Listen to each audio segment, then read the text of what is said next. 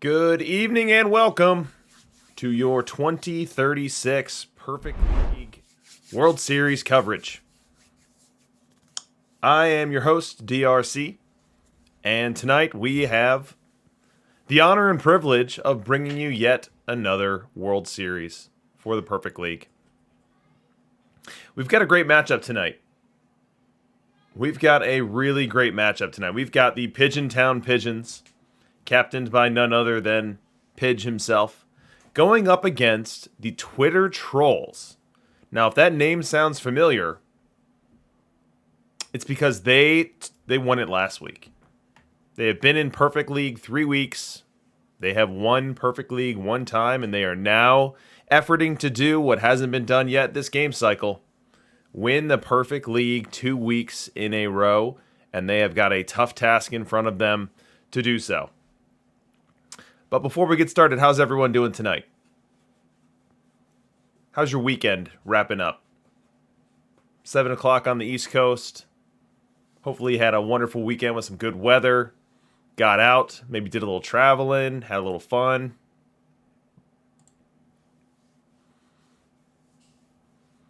I'm doing good on my end.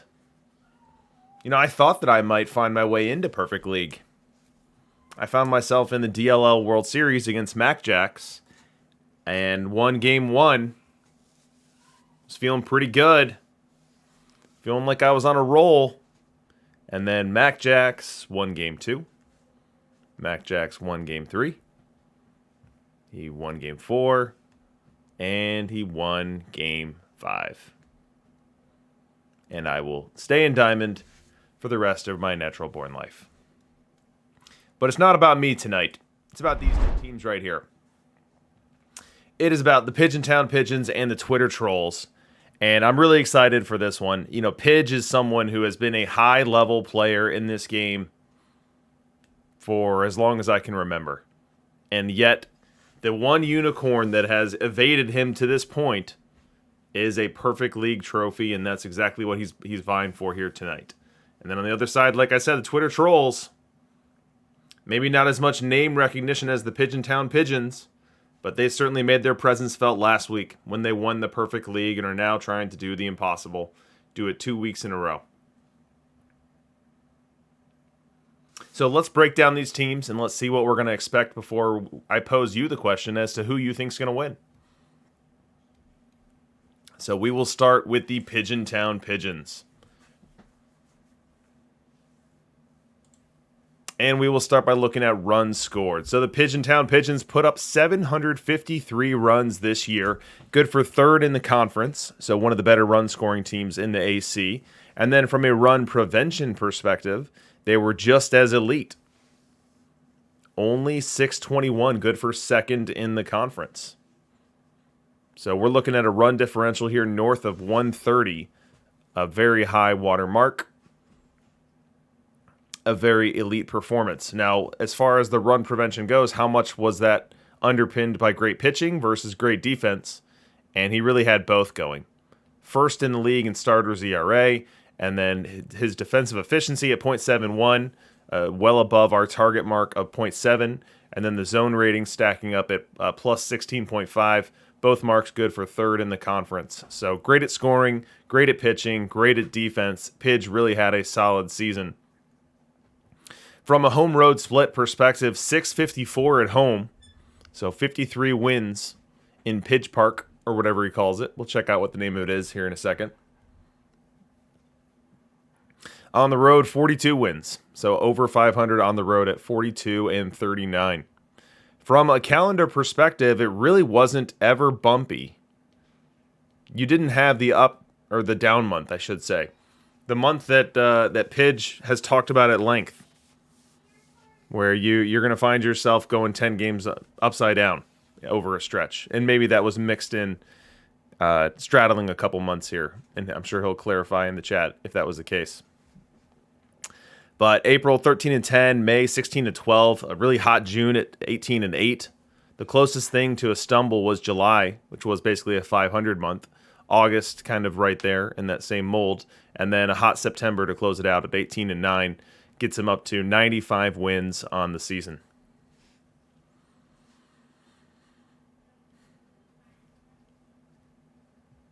Now let's look at the ballpark. So it is called the Pigeon's Nest. So we will be playing in the Pigeon's Nest tonight. And the Pigeon's Nest is a lefty cheese ballpark. Now what does that mean? That means that this park favors one-handedness over another. And the handedness that it favors is left-handed batters. So you see the left-handed batters get a multiplier effect, if you will, on their batting average of 1.1 and on their home runs of 1.1, while righties are getting a nerf effect of 0.9 for both of those.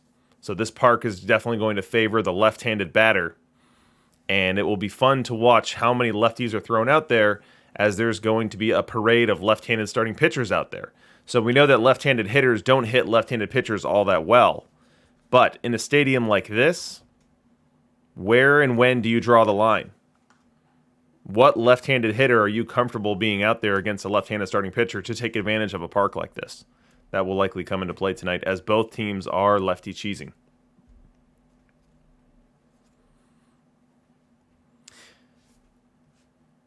From a lineup perspective or from a player perspective, you've got a classic lefty cheese build here. The cards that you want on your team, if you're doing a lefty build, are the ones you're going to see in this lineup. We'll start with the headliner, John Mcgraw, a rare tournament SE. This one goes for and fetches a pretty penny on the auction house, because what you effectively have here is a turnkey, great base runner, great leadoff guy. Look at this 126 I versus right-hand pitching. Just fantastic at the top of a lineup.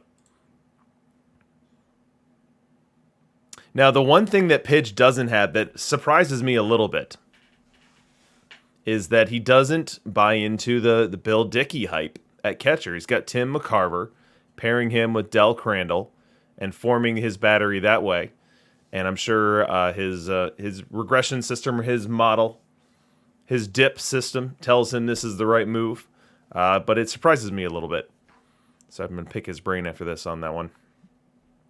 So Crandall and Mccarver are the catchers.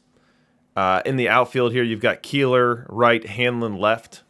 So two good defenders, two good base runners. So the bottom of this lineup is going to be very speed heavy. If Keeler or Hanlon get on, you know, either one of them can move up a base and then have Tim Mccarver single him home.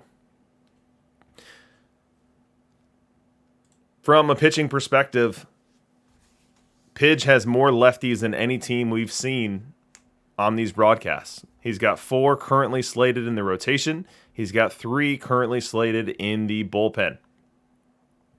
And why would you want this many lefty starters? Well, when you're playing in a park where lefties are effectively boosted, you want to cut against that as best as you can. And so I expect we'll see a healthy dose of Two Royce, of Noodles Hahn, Clayton Kershaw, Tom Glavine, and then out of the pen, a healthy dose of Mackenzie Gore, Dutch Leonard, Jimmy Key. So we'll see if Pidge even starts a righty this whole series. Real Teddy-O's Crawfish will be rejoining PEL next week. Good for you. You'll be heading on up with Mac Jacks. What's going on, Chess? Good to see you. Whale King says the Pidge squad is jacked. Yeah, it's definitely a team with a lot of valuable cards. That is for sure. So let's look at the path. How did Pidge get to this point? So Pidge in round 1 took down the Cambridge Kings, did so in straight set fashion, 3-0, a sweep. Then gets to round 2 against the tough Crozet Storm Kings. This one goes 6 games, but Pidge finds himself victorious and moving on to the semis. And then in the semis, a very difficult battle ensued. A 7-game series versus the Brooklyn Cyclones, in which Pidge takes down Game 7 by a total of 3-1. All 3 runs coming in the 6th inning. So a come from behind win on this one. Raines, Charleston, and Bancroft, those that got the big hit. Gorgo in the chat. What's going on, Gorgo? It was great beating you in that bronze best of 7. We'll have to do that again.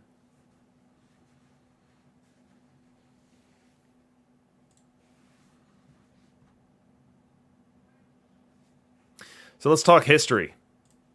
So I alluded to this at the top. Pidge has been a top player for a very long time. Very few people rival his understanding of the game engine, his understanding of the game markets themselves, and then this season he's been off to a very hot start in the game cycle.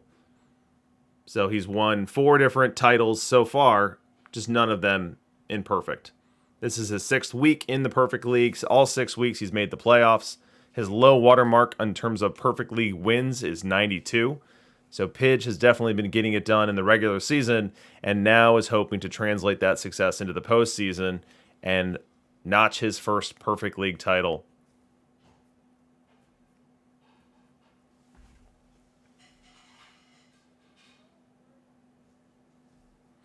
Let's talk about the Twitter trolls.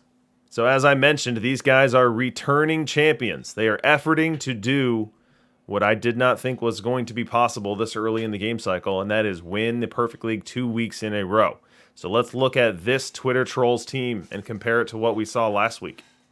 So from a run scored and runs allowed perspective, it's even different than last week. So last week they were the 13th team in the conference in run scoring, and this week they've scored even less.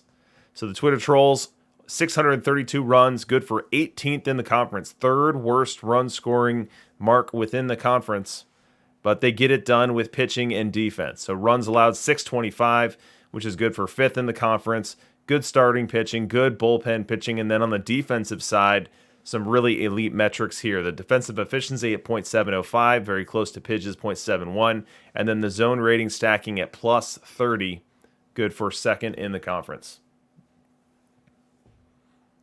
Home road, split-wise, we got 46 home wins, good for 567. On the road, it was a bit tougher, 38 and 43. So we'll see if they're going to be able to steal a game from the Pidge Dome. That's going to be a tough place for this team to play. But this team thrives on the high-drama games. Look at this extra inning record. The Twitter Trolls go 9-0 in extra innings, a 21-17 mark in one-run games as well. Now, it could be important to note the record versus left-hand starting pitching. As we know, Pidge is likely to throw a lot of lefties. And left-handed starting pitching, they were under 500 in the course of the season. And then from a calendar perspective, you see a lot of even keel months, 11-11, 13-13. Couple games over, couple games under. It was kind of a metronomy type season for the Twitter Trolls on their way to 84 wins and a 2nd place finish in the NC East division, good enough for a wild card berth.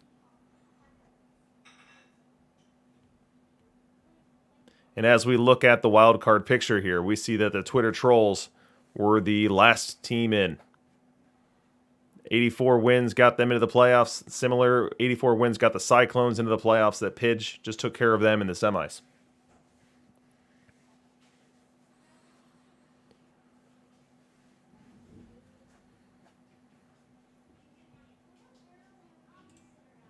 Now let's look at the ballpark.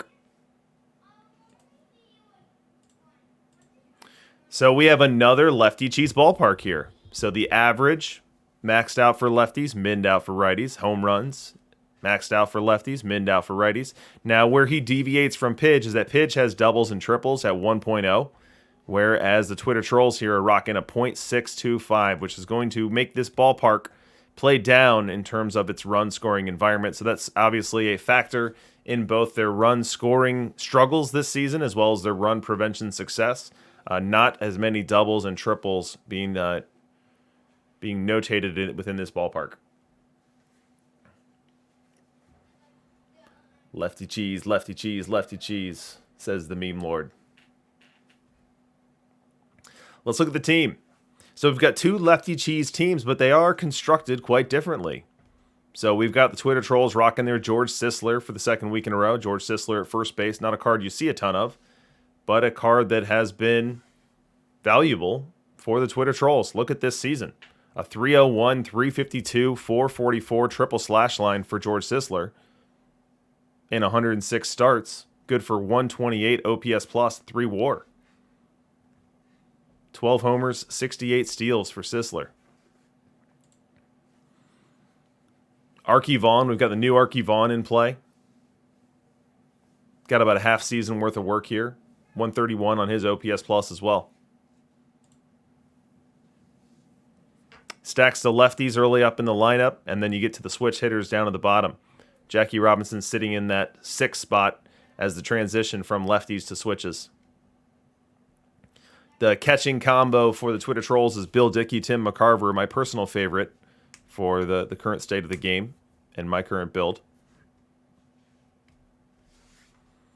From a pitching perspective, we've got a number of lefties here as well, just missing some of the key ones that you'd want for a lefty cheese team.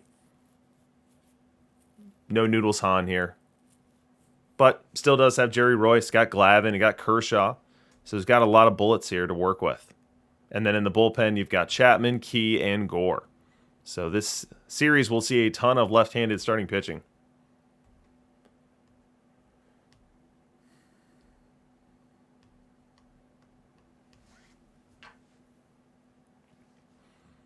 Let's look at the path. So the Twitter trolls, how did they get here? They took out Taito Albus, E6, in the first round in 4 games.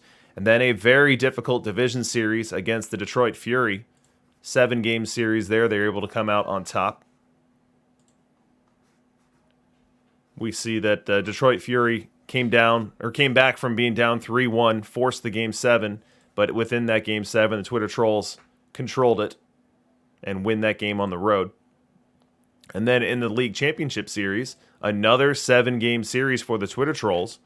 This one, again, they had an opportunity to clinch it in 6, did not get that done, but then go to Game 7, come out on top with Curt Flood winning series MVP.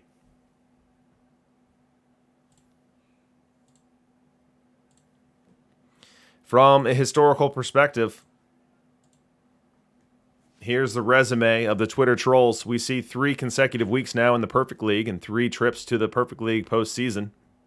An 84-win season this year, which actually matches their 84-win 2034 season that found them in the Perfect League playoffs. But 8 less wins than last year, but none of that matters now. All that matters is getting 4 wins in the next 7 games against Pidge, and then we've got a back-to-back champion already here in the game cycle.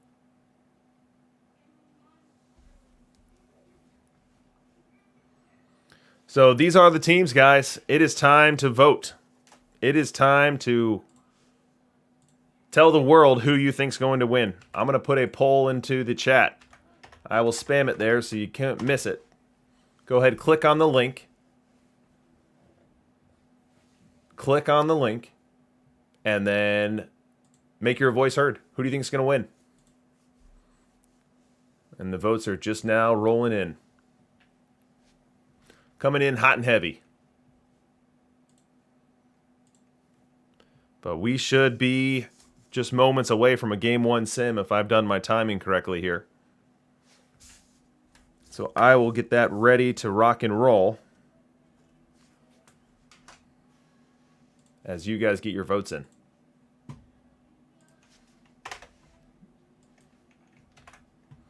Let me go on Be Right Back mode, and then we'll load it up.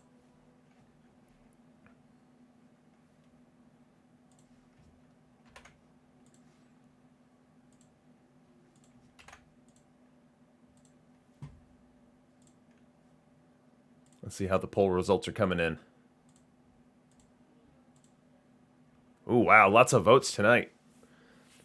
We are currently running at 72% Pidge, 28% Twitter trolls. So about 1 in 3 of you guys thinks that we're headed towards a repeat, whereas 2 out of 3, a little bit more than that, thinks that Pidge finally gets off the schneid and picks up his first ship.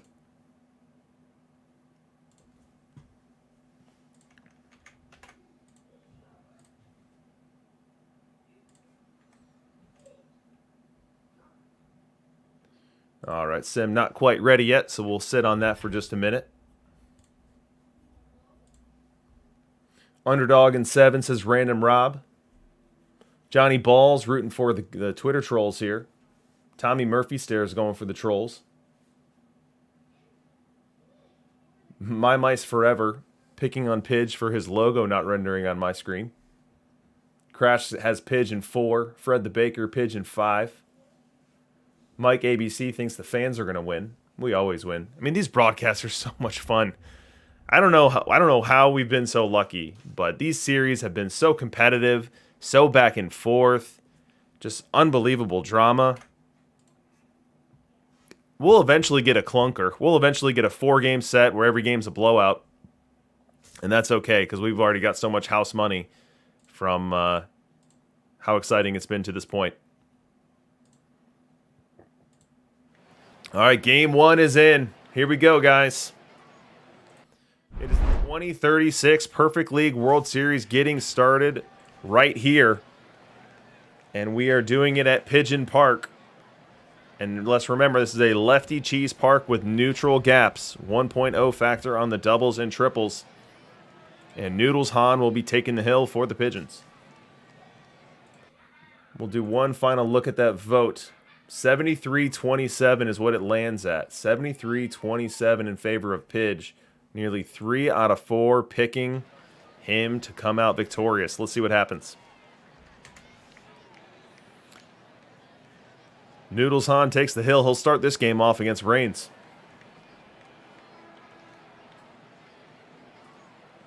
Hahn winds, delivers, swing and a miss, strike 3, and this World Series is underway.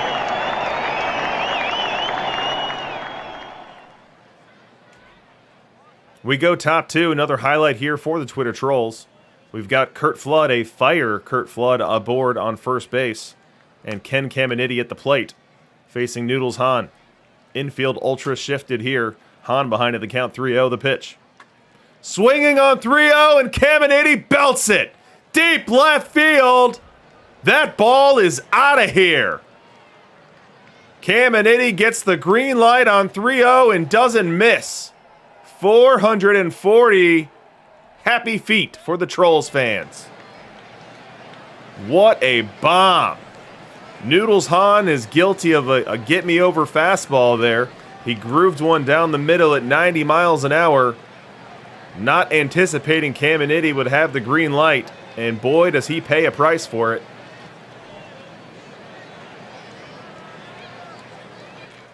Bottom 2 now. Pigeons first time on the highlight machine. They've got Bancroft aboard on first, and then a fire Willie Keeler at the plate.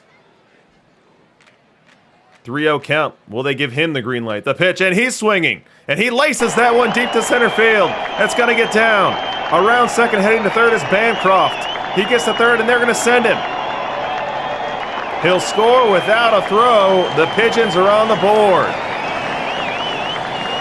Lots of 3-0 damage here tonight.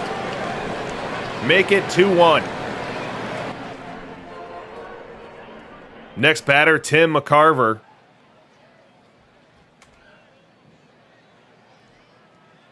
Royce winds and delivers, and Mccarver splits a gap. This one's going all the way to the wall. Scoring easily will be Keeler. Pulling on up into second is Mccarver. Showing me exactly why the Pigeons don't need Bill Dickey. It is now 2-2, and the early lead for the Trolls erased almost immediately. Top 4. Trolls back at the bat.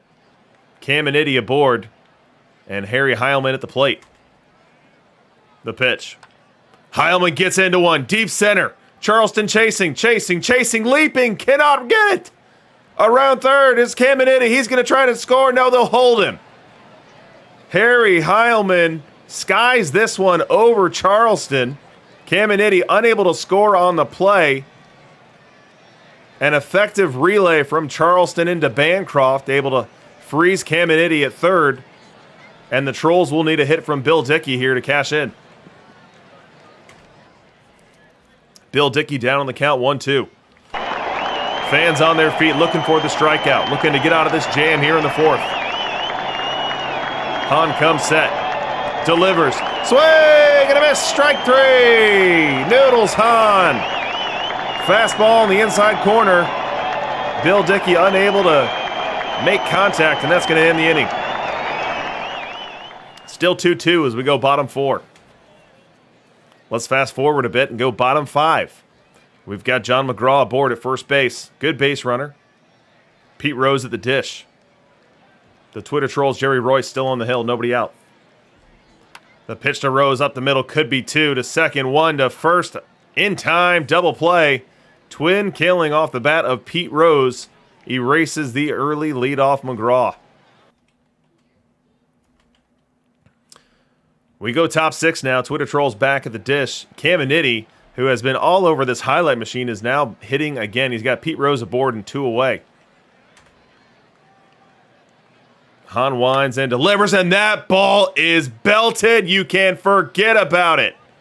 Upper deck shot from Caminiti. Second home run of the game. The provider of all 4 runs for the Twitter trolls. They now have recaptured their 2-run lead from earlier here in the 6th. Bottom 6. Pigeons right back to it. Wander Franco will lead off. Royce winds and delivers the lace into center field. Fading, and down. That's a leadoff single for Wander Franco. Curt Flood gave chase, but was unable to get there. In time, had to play that one on a hop. Tim Raines will bat next. The pitch. And Raines hits one well to center field. Flood over, makes the grab. Hit it well, but hit it right at him. Flood able to make the catch, bring it in. Franco frozen at first. 1 up, 1 down. Still in the 6th. Wander Franco still at first, now 2 outs, and Bancroft the batter. Bancroft ahead in the count 3-0. The pitch, and Bancroft taking all the way. He'll take ball 4. That's going to put runners at first and second. 2 out for Willie Keeler. But it's not any old Willie Keeler. That's fire Willie Keeler. Let's see if he can lean into that heat here. Royce delivers. That ball hit well to right field. Ranging, and making the catch is Willie Keeler. Keeler on Keeler action there, and Keeler makes the grab. That will end the inning, end the threat, and push us to the 7th inning. Twitter trolls 4, Pigeon Town Pigeons 2. Top 8. Fire Curt Flood up for the trolls, facing Mackenzie Gore.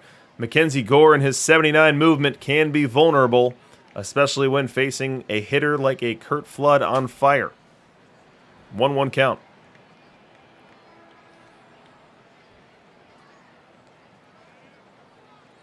Gore winds and delivers, and that ball's hit well to deep right center. It's going to one-hop the wall. Curt Flood will have extra bases here to lead off this one, and he's around second. He's going to go for third. And he'll make it without a throw, a leadoff triple for Curt Flood here in the 8th inning, as the Trolls are looking to pad that 2-run lead. Caminiti, the next batter. Caminiti's already got all of the RBIs in this game, 4 of them. He's done so on a pair of 2-run homers, and he'll look to bring Curt Flood home here. On defense, the Pigeon Town Pigeons are playing for the run at the plate with the infield drawn in addition to having an extreme shift. 3 defenders to the left of second base.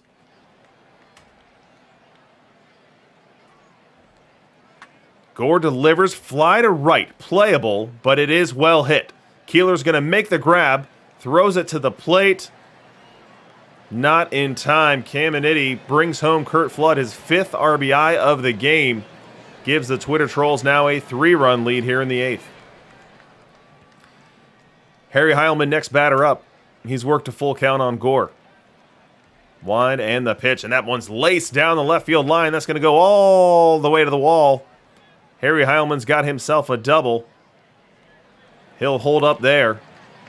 And we'll head on into the 8 and 9 spots of the order with the Twitter trolls with another chance to pad that lead. They don't pad the lead. We now go bottom 9. And the Twitter trolls hand it over to their closer, Bill Campbell. He's gotten the first batter, Oscar Charleston, out and now has to battle with Dave Beauty Bancroft. Let's check out this matchup on our matchup analyzer that we've not used yet here tonight. Bill Campbell versus left.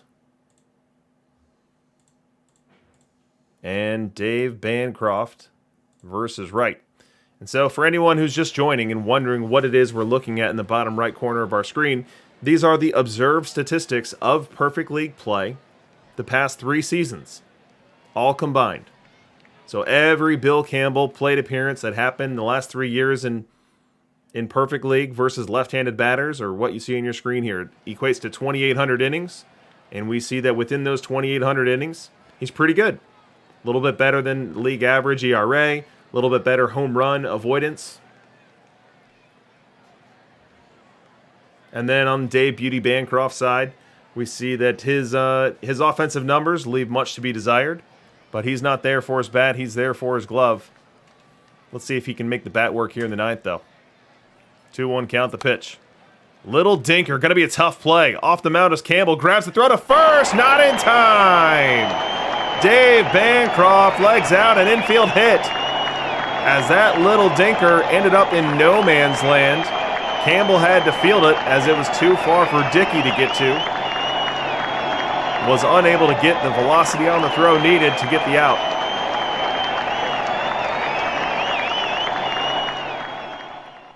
Willie Keeler, Fire Willie Keeler, makes out number 2, and now the final hope of the game for the Pigeons lands on Tim Mccarver. Just needs to get aboard. Anyway, anyhow. He's down on the count, though, 1-2. The pitch. Strike 3 called. And the Twitter trolls have come into Pidgeville and won game 1. They steal home field advantage. They interpretively dance out in front of home plate, almost taunting Tim Mccarver, who's an arm's length away. And the Twitter trolls lead this series 1-0. Some road fireworks for the Twitter trolls.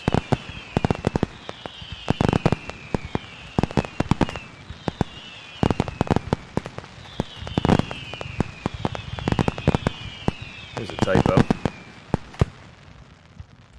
So the Trolls take game 1, and they now are blessed with an opportunity here in game 2. They're playing with house money, and we'll see what they do with it. But first, let's look at the box score for game 1. We see that Pigeon Town's Noodles Hahn did not have his best stuff. Scattered around 9 hits, even though he didn't walk a batter. 9 hits and 4 runs. Now, we know that those 4 runs came by way of the home run. Both of them off the bat of Ken Caminiti, who is absolutely the MVP for game number 1. Let's see how Caminiti did during the regular season. Looks like Caminiti didn't play that much. 57 plate appearances, and within them, he didn't hit a lick. He had 1 home run all season long, and he goes and hits 2 in the first game of the Perfect League World Series, vaulting his team to a game 1 victory.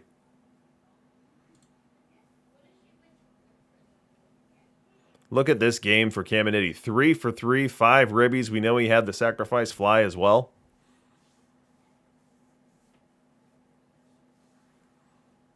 On the Twitter side, we see Jerry Royce had a good game.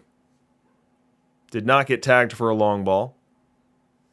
Spread around 12 base runners, but only allowed 2 runs. And then Musina and Campbell with 2 clean innings. Campbell just giving up the 1 single in the 9th. So Twitter trolls lead in this one, 1-0. Let's look at what we can expect in game 2. So advertised starters are Twitter trolls throwing Clayton Kershaw, Pigeon Town Pigeons with Jerry Royce, a couple of tough customer lefties. As we look at our pitching leaderboards for this season, we see that Royce was the best pitcher in true starting pitcher usage at 3.53 ERA. Clayton Kershaw not too far behind him at 3.76. Brent 3232. Yes, the Trolls were in the championship last week and they won it. They are efforting to do back-to-back titles.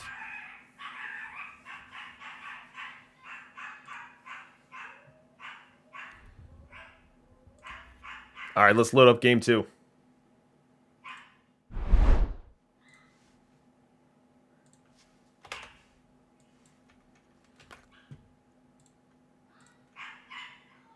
Royce versus Kershaw.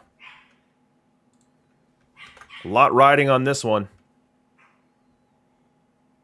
Now, we know the Twitter trolls struggled on the road during the regular season. Can they turn that narrative entirely on its head here in Game 2?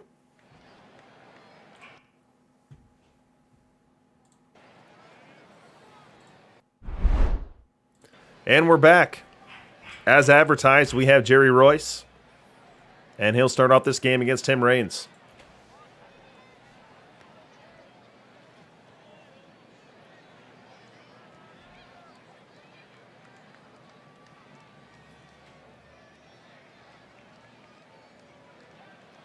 Royce winds and delivers. Swinging and lacing a single to lead off this one is Tim Raines. He's aboard now. He's a dangerous base runner. We'll see if they have any activity on the bases here with Willie Keeler, Robinson, and Rose due here in the first. Maybe, maybe not. We will fast forward past it. We'll go bottom 2. And we've got the Pigeon Pigeons at the plate for their first highlight of the game. And taking this at bat versus Clayton Kershaw is a fiery Tim Raines. 1-1 count. The pitch. And Raines laces one down the right field line. That's extra bases. On his way to second, will he stop there? He will not. He's going to try to leg it into a triple, and he will make it. Dodging the tag by Caminiti. That's a leadoff single for Tim Raines, putting the Pigeons 90 feet away from an early Game 2 lead. Oscar Charleston, the first one to try to bring him in. We have the Twitter trolls conceding this run, infield back at every position. 2-2 count on Charleston, the pitch. Little dinker past the mound. Going to be a tough play, and there will be no play. That's an RBI infield single for Oscar Charleston. Raines scores on the play. And the Pigeons still in business here in the second. The Pigeons pick up a second run in the second inning. We now go top 3. Twitter trolls trying to find their first run. They've got Tim Raines aboard on second. 2 outs, and Jackie Robinson at the plate. 1-2 count the pitch. Little blooper. Going to be tough in no man's land. That ball's going to drop. Scoring easily is Raines. Jackie will take a long turn and then stop at first. He's got himself an RBI single. And he's also cut the Pigeon lead in half.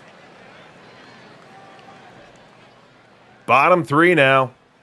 Pidge looking to add to his lead. He's got 2 aboard and 2 out for Oscar Charleston at the plate. He'll face off against Clayton Kershaw here. Let's get the matchup analyzer involved. Clayton Kershaw versus left. Let's go Oscar Charleston versus left as well. So advantage here to the pitcher. Even in this ballpark, Charleston struggles mightily versus left-hand pitching. A 655 OPS. But maybe he can come through here in the clutch. 1-0 count. The pitch from Kershaw. Line drive up the middle, base hit. Jackie around third. He's going to try to score. No, he will hold. He will hold. Kurt Flood was quick to that one. Rifled it in, and Jackie did not get the best jump. So they thought it wise to hold him there. That's going to put a lot of pressure on the bat of Dave Bancroft, a guy who we saw in the recent matchup analyzer. Not someone who really comes through that often, but let's see if he can here. He's got a full count. Runners will be off with the pitch. The pitch. Ball 4! Dave Bancroft walks a 6-pitch walk. The third run for the Pigeons will cross the plate. And Kershaw is livid with himself.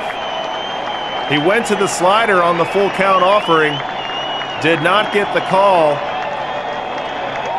and will now have to battle with a fire Willie Keeler. 2-1 count on Keeler. The pitch. Fly ball center, playable. Ranging over is Flood. He'll put the squeeze on it. That's the third out of the inning. But not before the Pigeontown Pigeons add to their lead, make it 3-1, and we'll head to the fourth. Here in the fourth, we've got Fire Caminiti. Yes, we now have a fiery Caminiti. His Game 1 effort was enough to earn him some fire. He is on second, causing and wreaking havoc again here in Game 2, and Harry Heilman at the plate. Heilman ahead in the count, 3-1. The pitch. Ball 4. Heilman walks, and that's going to bring up Bill Dickey. Now, Bill Dickey is a great hitting catcher against right-hand pitching. Let's see how good he is against left-hand pitching. And then we'll do the same for Jerry Royce here. Jerry Royce versus left. And Bill Dickey versus left as well. We see that Dickey, despite the fact that he hits righties well, and I'll toggle here so you guys can see the effect. So there's versus left in the bottom right corner. Let me show you versus right. It goes from shades of yellow and green to dark shades of red. So advantage to the pitcher here. Jerry Royce looking for a double play ball. 0-1 count the pitch. Dinker to second, could be 2 to second 1, on over to first in time. An inning-ending double play off the bat of a tired Bill Dickey. And that's going to do it for the Twitter Trolls' 4th.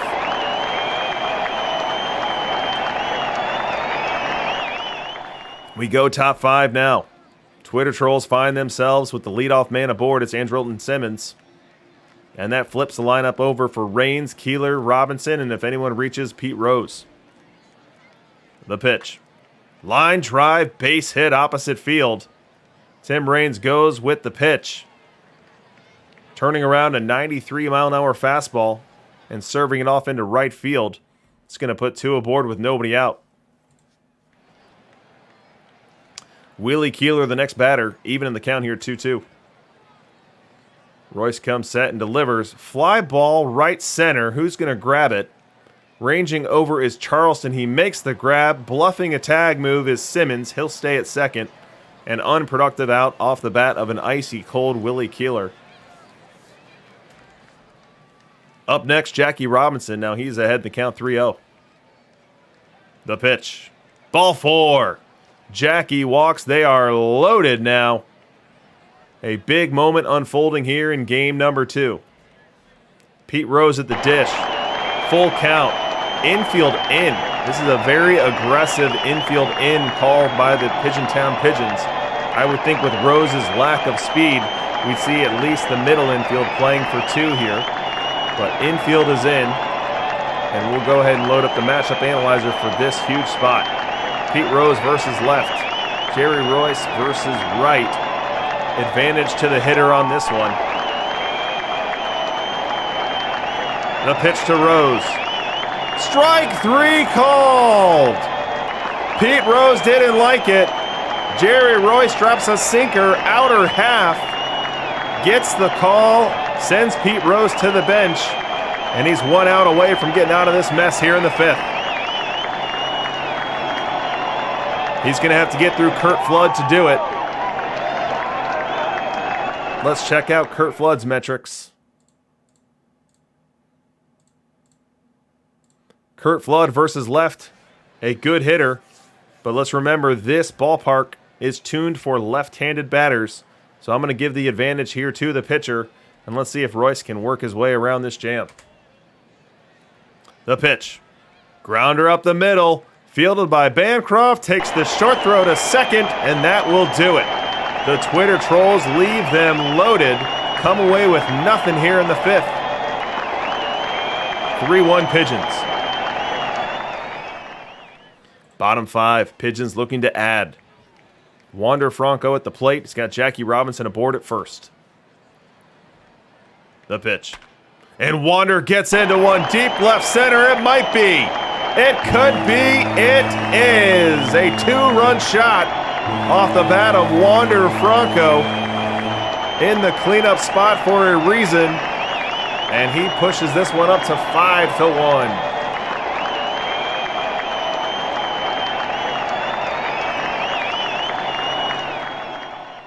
Still here in the 5th. We've got a pitching change for the Twitter Trolls. Out goes Clayton Kershaw. In comes Cy Young. And we've got Raines on second with nobody out. Charleston at the plate. Charleston crushes this one. Deep left field. Raines gives chase. He leaps. And that ball is gone. Charleston with a spicy Oppo Taco to stretch the lead to 7-1.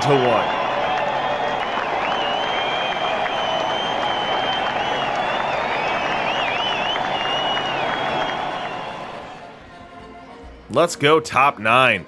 We are breezing through this game. And here in the top of the 9th, we've got Smokey Joe Wood into this one for the Pigeontown Pigeons. He's facing Bill Dickey here with 1 away. And Dickey gets into that one. Deep right field. You can't forget about it. Deep into the Pidgeville night. It'll make it 7-2, but that one 419 feet off the bat. A deep drive for a tired Bill Dickey.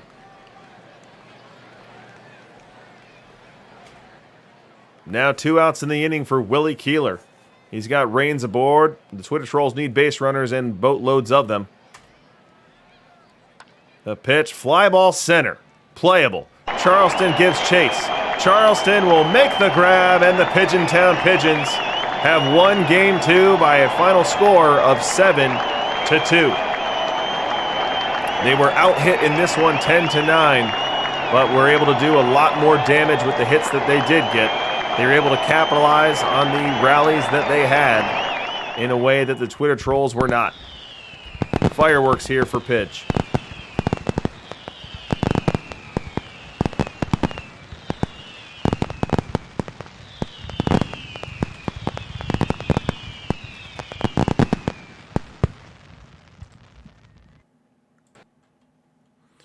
Let's take a peek at the box score here. We've got a couple of minutes before we do our travel day. And Jerry Royce, for the second game in a row, pitched great. So game 1 was for the Twitter Trolls, game 2 for Pigeontown. And again, doing it by dancing between the raindrops. Yielded 11 base runners, but only 1 earned run. Did not give up a long ball. And then handed over to Smokey Joe Wood, who did. But by then, it was all over but the shouting. On the other side, we had Clayton Kershaw, and Kershaw just didn't have it. He did not record a strikeout, despite the fact that he faced 22 batters. He gives up 7 hits, 3 walks. 5 of those come back to score, and then he exits stage left. Cy Young comes in and effectively mop-up duty. Goes 4 innings, gives up 2 more, including the long ball.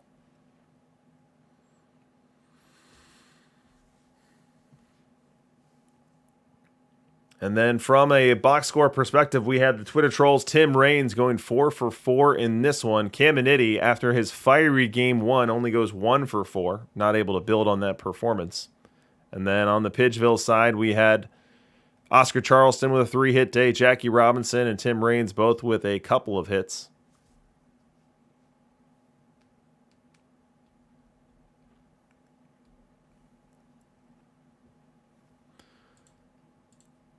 So we've got a rest day coming.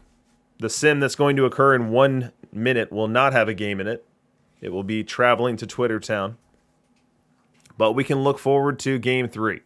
So advertised as starters for Game 3 will be Tom Glavine for Pigeontown and Jimmy Key for the Twitter Trolls. We'll have to check this update here once the sim comes in. We'll see if probable starters shift at all. But we are 2 games in, and we've got a split. And so now the Twitter Trolls will need to protect home field. They've got an opportunity to play 3 home games, win them, and then walk away a champion and not have to head back to Pigeontown.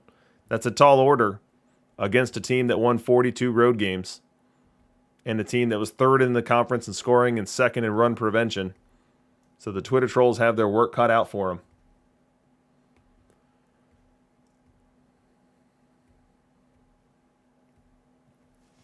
So while we've got some time here, let's look at some stats from Perfect League. So what I'm showing right now are the hitters of the week. And so on this screen here, dissimilar to the other screen, the matchup analyzer, where I use 3 seasons, on this one I'm just looking at this season. Effectively, this is a report card of who the best hitters of the week were. And as you see here, in this week at least, Arky Vaughn has dethroned John Mcgraw. Arky Vaughn put up a 13.4 batting runs per 600 plate appearances metric, which is a very strong week. Now, this week also saw Pete Rose come down a ton. We've seen Pete Rose living in the 10 to 12 to 14 range, and he was all the way down at 8.25 this week. Interesting. I'm not ready to say I have a hypothesis as to why. But big week for Arky Vaughn for sure. In addition to being a good hitter, he also is providing some good value with the glove. He's not as good defensively as an Andrelton Simmons or as a Dave Bancroft. He's not a base runner like a Barry Larkin, but he is someone who can play third base for you if you train him up there. He's someone who can play, I wouldn't say a bad shortstop, but definitely not going to be a great shortstop when compared to the other guys. And he's providing excess value with the bat. So that Arky Vaughn card definitely showing pretty well so far.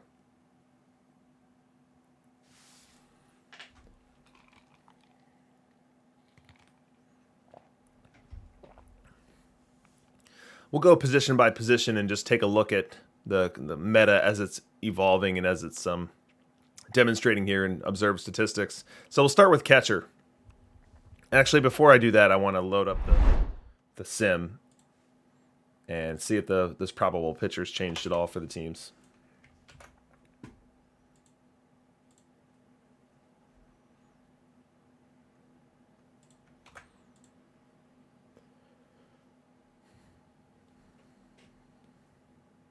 All right.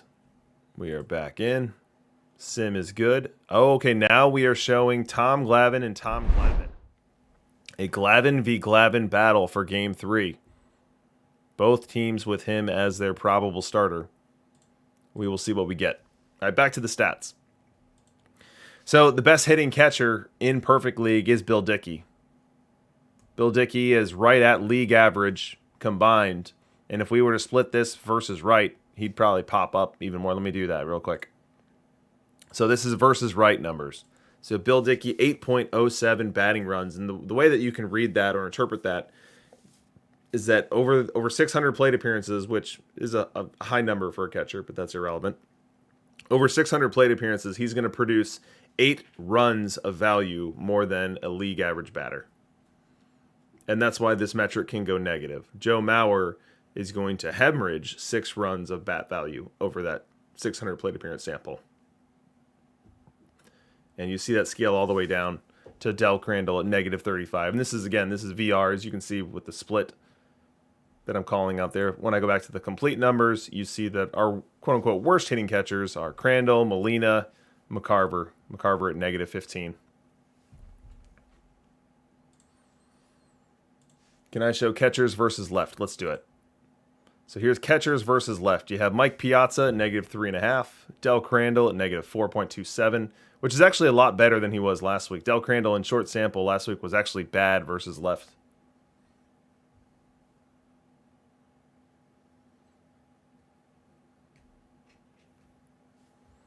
So that is your catcher position. We will move on. Let's go to first base. So first base, our best hitter this week at first base was Paul Molitor, 12.21. A very high mark, outperforming Pete Rose. Now, Pete Rose has a much bigger sample. 15,000 plus plate appearances. We move on to second base. Hey, what's going on? Pidge in the chat. Pidge is here. It's a joy watching your team compete here, Pidge. Hey, at second base, we've got Jackie Robinson, 8.39. Cupid Childs at 9.9. We've got Ross Barnes, Tony Fernandez. I think there was a question in the chat about Tony Fernandez a little bit up. It was Wainum. No, he's asking about Tony Phillips. Sorry. But Tony Fernandez right around league average bat. Now, the thing with Tony Fernandez is that he is really a bad glove. In the context of all the players that are being put out there in Perfect League right now, he's really just going to cost you defensively and anywhere you put him. Third, short, second. So even though he comes with that good stock defense, even though he can hit enough to be around a league average bat, I have moved away from Tony Fernandez in my own build. I've actually moved to Frankie Frisch. As you see him here, much worse hitter, but Frankie Frisch gives a whole lot more value with the glove. And given that it's not a starter anyway, it's just someone who's going to fill in when I've got someone tired. It's a move that I made.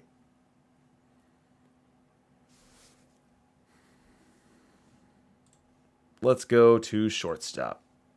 And here at shortstop, we see Arky Vaughn running away with it. 14.26, well above and beyond Jackie Robinson, and he'll be a better defender than Jackie at short, too. Tony Fernandez, we see a little bit better observed bat performance with people that label him as a shortstop. That's just noise from sample size. Barry Larkin, league average bat. Now, Barry Larkin is a fun case because he'll absolutely kill lefties, and he is really bad versus righties. Let's go ahead and do those splits here. So let's go versus left first, and we see Barry Larkin with an otherworldly 18.98. Now, remember, the best hitter in Perfect League this week was, what, a 12? So basically, Barry Larkin is almost 50% better than the best hitter in the league when you can isolate just to that versus left plate appearance. It's just hard to do. And then when we go versus right, Barry Larkin drops off the table, and he's worse than Pop Lloyd, if that's even possible.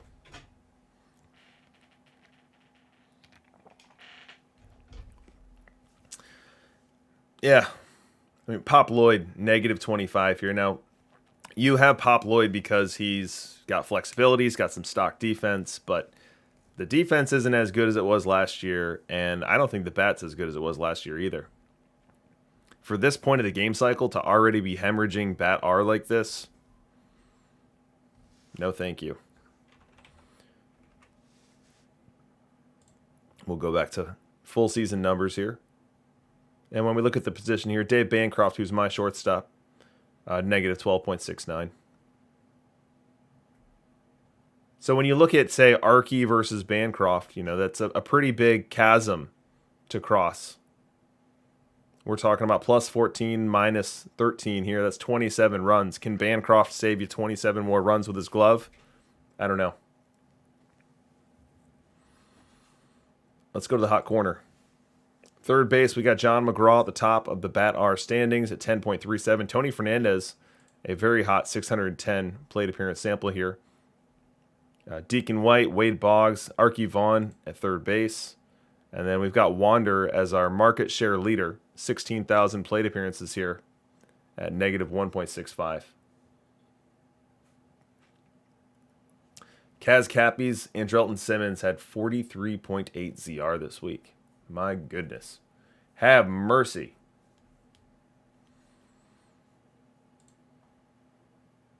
So here's Caminiti, negative 6. He was featured pretty prominently in Game 1 here tonight. Let's go to the corners. So we'll go to left field first. And we see Pete Rose running away with it here at an 8 bat R. Raines and Hanlon both starting to sink. So Raines and Hanlon for a long time were right around league average bats. We would see them with bat Rs right around 0. And then you feel good about that because you know that you're getting a ton of value on the bases.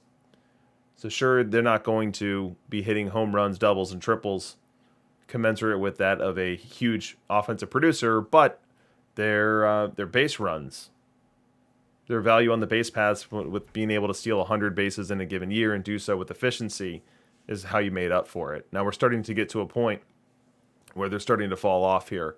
And so maybe we're going to need to be re-looking at that and deciding whether or not the value is still there. Neither Raines nor Hanlon are great defenders in left. Hanlon is a great defender in center who is just outclassed currently. And then with the training penalty in left, he's, a couple hairs better than Tim Raines.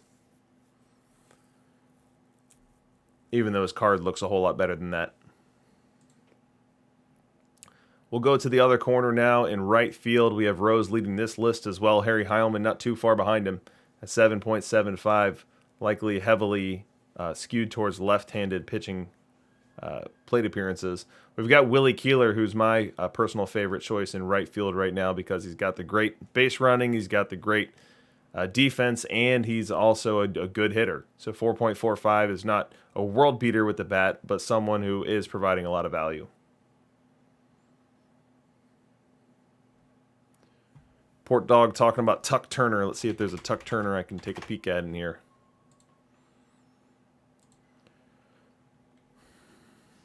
That's a fun gold card.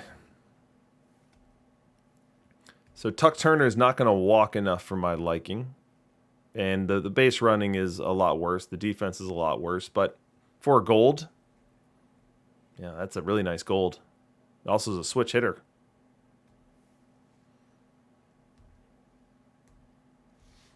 Yeah, this is a cool card. I have to imagine that this card is... oh, it's got stock defense at every outfield position, too. I'm guessing this card sees some gold tourney action. Getting back to right field, we've got Enos Slaughter still hanging on. Enos Slaughter is, I think he has to be the best live series card still sticking around. I guess Cy Young is part of that calculation as well. But Enos Slaughter holding up very well over time. He's good defense, good bat. He's not a base runner, but someone that if you're on a budget, you could do a lot worse than Enos Slaughter. Now, Chicken Wolf's all the way down here. I would stop short of saying that Chicken Wolf doesn't have value. I've got Chicken Wolf as part of my build. I play him just versus left-handed starting pitching, and I appreciate his defense and base running that can be available off the bench. But he's not someone who overall is going to put up a ton with the bat.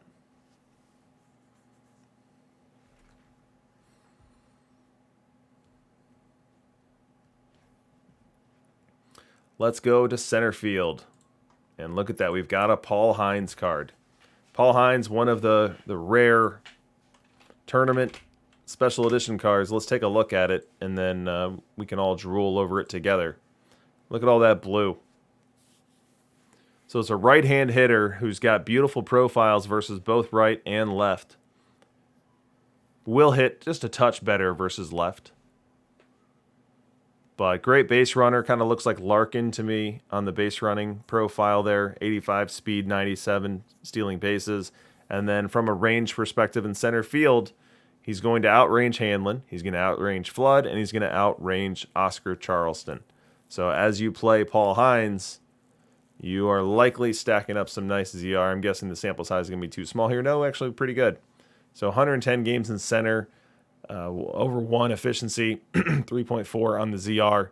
That's even a little bit lower than I would expect he would have in a typical Perfect League season. So this Paul Heinz card definitely means business. Let's see how well he hit.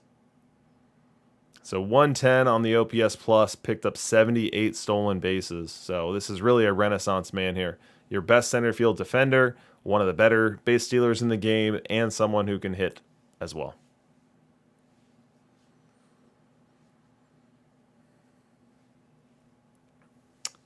Jam Ed asking about the Winfield VL. Let's go back there and take care of that.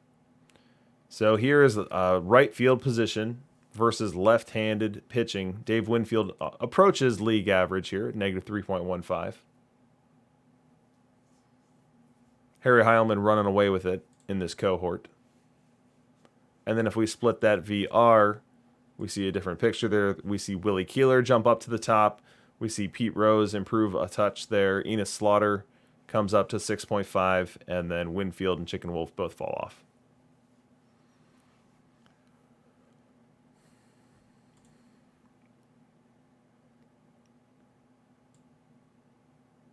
So I will back out of the positions there and zoom out to everyone. So these were your bat leaderboards for Perfect League in 2036. I must say I was actually a little surprised the Archie Vaughn number was as high as it was. But that VR profile is really good looking for sure. 92i is really going to help that on-base percentage.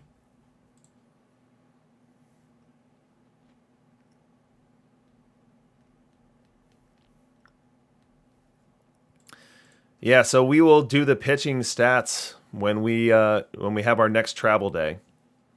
Our Game 3 sim should be coming in here in just a minute. But after these next 3 games in Twitter Troll Town, we will look at the pitching. So let me go. I'll be right back, and let's go get the sim.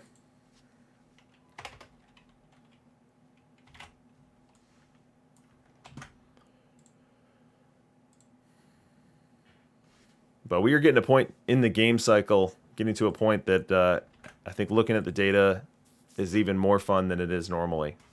You know, we've got a... having a little trouble here with this sim. Let's see if it works. Yeah, I think we're good. It's not saying it's done yet. Let's try that one more time. I don't know if it's coming through on the broadcast here, but my voice is a little hoarse from had a get-together this weekend, and there was some loud talking.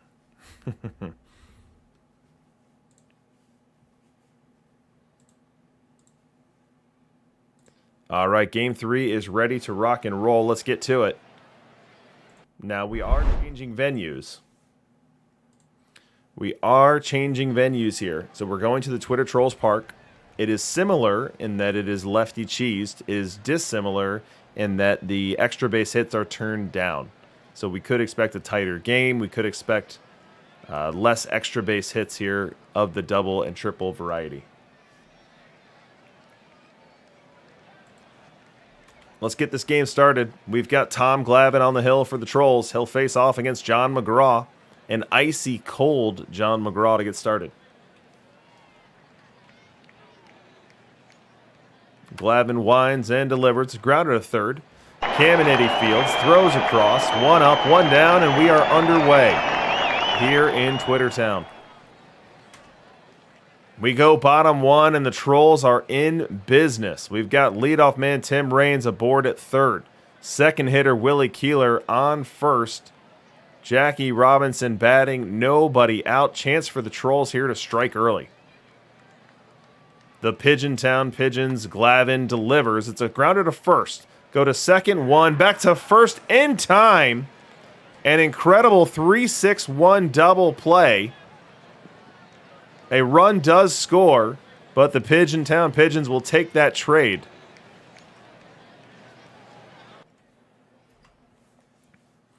We go top 7, and we've missed a ton. Let's catch up here. So the Twitter Trolls are now leading 4-0. 4-0. We are in the top of the 7th. Now batting are the Pigeontown Pigeons. Tim Raines is at the plate. He's got Jackie Robinson aboard at second. 2 away. The pitch. Little flare to center. Giving chase is Flood. He cannot make the grab. Around third is Jackie. He will score. Advancing to second on the throw goes Fire Raines. And the Pigeontown Pigeons are on the board. It is now 4-1. We go top 8. Another highlight for the Pigeontown Pigeons. Dave Bancroft will bat here against Glavine. Glavine winds and delivers. Line drive down the left field line for extra bases. Caminiti dove, was unable to come up with it. And Bancroft will end up at second with a double. Bancroft moves on over to third. On the ground out by Heilman, a pinch hitter, pinch hitting for Willie Keeler. And now Tim Mccarver bats with an opportunity to drive in a run here. Twitter Trolls defense back, conceding the run. Let's use our matchup analyzer.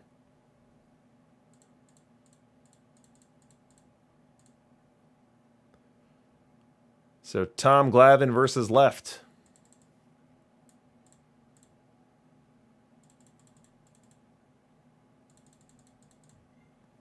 Tim Mccarver, where you at, buddy? There he is. Tim Mccarver versus left. That's Charleston Ruin calling out the beard. Thanks for recognizing. It's really just laziness. But as you see in the bottom right corner of your screen, the matchup ever so heavily favors Tom Glavine here. Elite numbers versus left-hand hitting. And Tim Mccarver is absolutely dreadful versus left-hand pitching. A 549 OPS. But can he come through here? The pitch. Line drive up the middle. Grounded, fields at short. Throws on over in time. A run does score. But that's a trade the Trolls will make at this point in the game. Make it 4-2. We go top 9. It's put up or shut up time. And the Pigeontown Pigeons will have their numbers 2, 3, and 4 hitters to lead off this inning. They're facing Bill Campbell, closer for the Twitter Trolls. We know we're going to need the matchup analyzer for it, so let's go ahead and get it ready. And we can start it off here with Campbell versus Pete Rose. Heavy advantage here to the hitter. Pete Rose, one of the best hitters in this game. 2-1 count.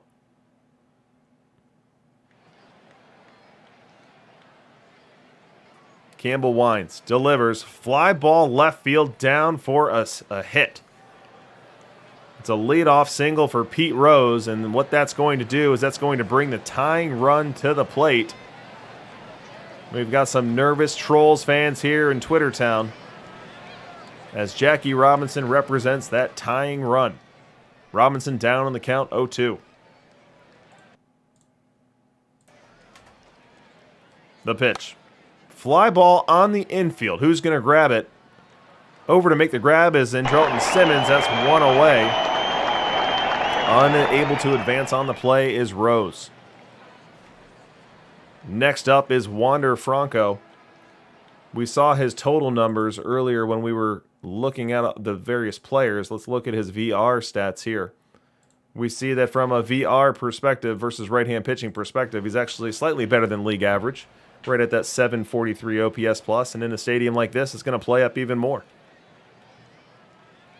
2-2 count. Fans on their feet. They want the strikeout. The pitch. Strike three called. Bill Campbell puts some heat on the outside corner. Gets the call, perhaps a generous one, if you look where the catcher is situated there. But that's out number 2. And the Trolls are 1 out away from a 2-1 series lead. They'll have to get through Tim Raines to get it. And it's not any Tim Raines, guys. No, no, no. Look at the box score. Look at the lineup card for the Pigeons. This is a fire Tim Raines. And he's up in the count 3-1. Campbell's got to come into him here. Campbell winds, delivers, ball 4. Tying run aboard, potential go-ahead run. Now batting and represented by Oscar Charleston. Now, Oscar loves him some late-game home runs. Reminds me a lot of Ken Griffey Jr. from last game cycle in that mold. And in a stadium like this, that power is going to play up even more. But it's a 2-2 count. The Trolls fans on their feet. Bill Campbell 1 strike away from putting the hammer in the nail in this one. Big moment in Game 3. Campbell winds, delivers, swing and a miss, strike 3. Bill Campbell gets Oscar Charleston expanding the zone. Swing and a miss. Party time in Twitter Town.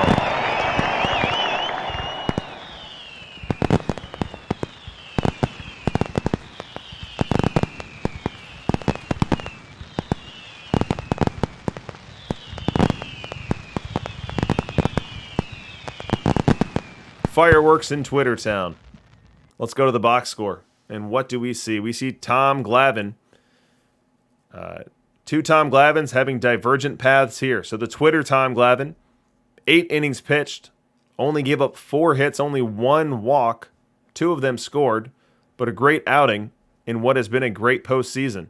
3.02 ERA on the postseason. And speaking of great postseasons, how about Bill Campbell?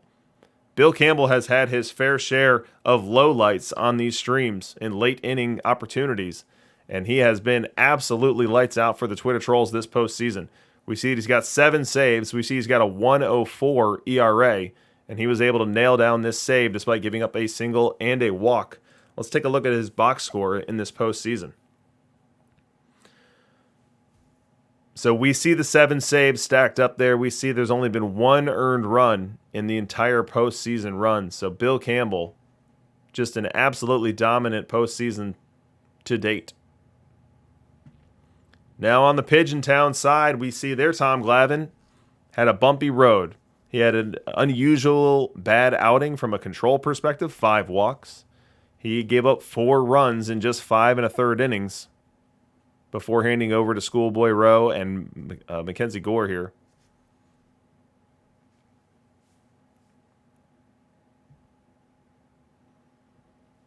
As we look at the hitters, no one had too standout of a day. We'll probably give player of the game to Pete Rose for his a couple walks, ribby run, and a 1-for-2 at the plate. Now batting .333 in the postseason.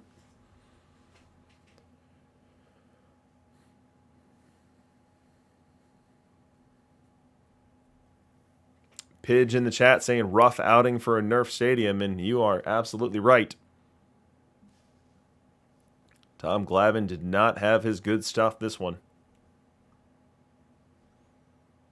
So let's take a look at what Game 4 promises. So we've got the Twitter trolls flashing Jimmy Key as their advertised probable starter. We've got Pigeon Town Pigeons advertising Clayton Kershaw. Then in Game 5, we've got Noodles Hahn throwing again for the Pigeons. And then Jerry Royce throwing again for the Trolls. But 2-1 series lead for the Trolls. They've got 2 home games left. And if they had their druthers, they'll pick up wins number 3 and wins number 4 and not have to make that long flight to Pigeon Town.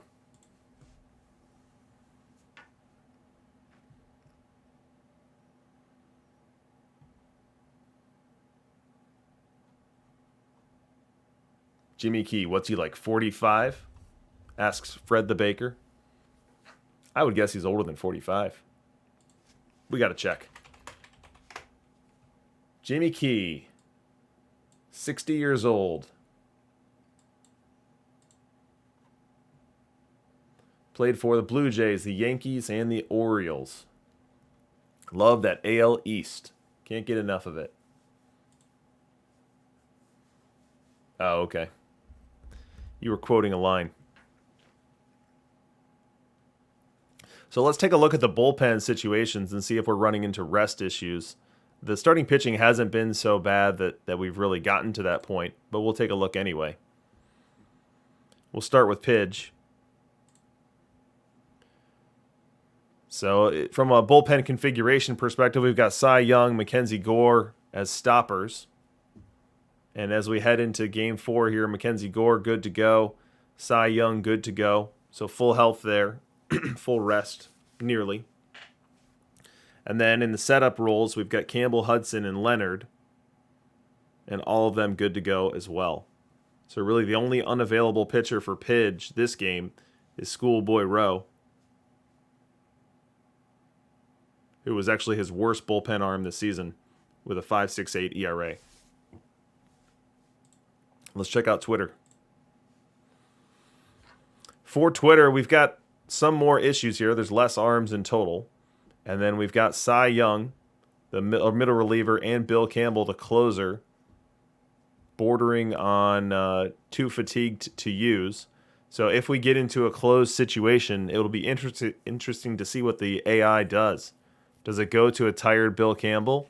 Or do we see a Mike Mussina or a Aroldis Chapman? Or even a Smokey Joe Wood? Just in looking at who got saves for the Twitter trolls this year, those seem to be the leading candidates.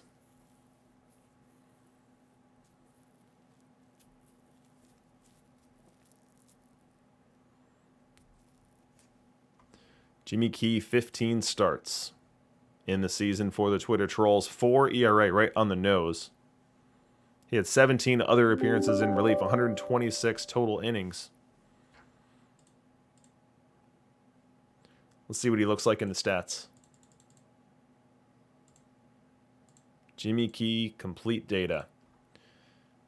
So as we look in the bottom right corner at Jimmy Key's data, we see someone who's really right around league average, with the big deviations being homer per 9.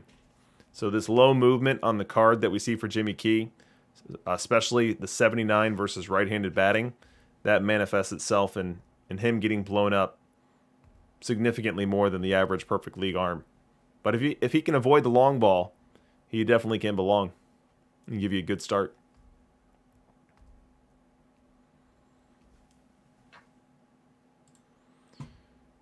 All right, let's get to Game 4. And again, what do we expect in Game 4? We expect Clayton Kershaw for Pidge and Jimmy Key for the Trolls.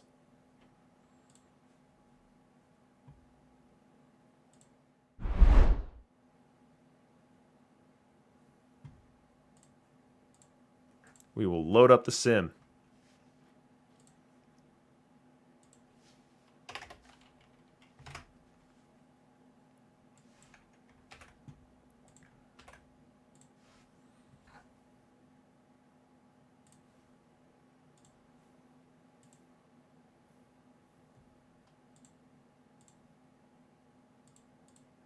Sim is in.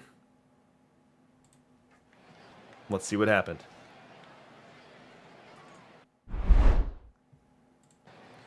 Welcome back, everyone. We've got Game 4 of the 2036 Perfect League World Series kicking off here. Tim Hudson on the mound for the Twitter Trolls.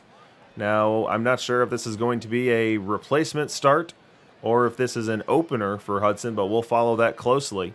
He's going to kick this one off against John Mcgraw. Tim Mcgraw will not be playing in this game.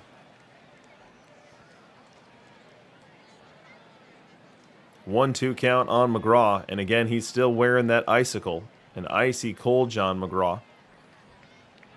Willie Keeler of the Twitter Trolls suffering from the same affliction. Mcgraw grounds it to third. Caminiti fields, fires, 1 up and 1 down, and this game's underway.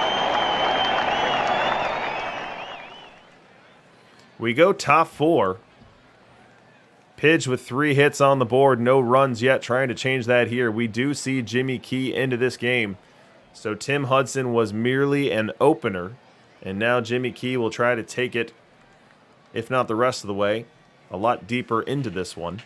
He's given up a base hit here to Pete Rose and now faces Wander Franco with nobody out. The pitch.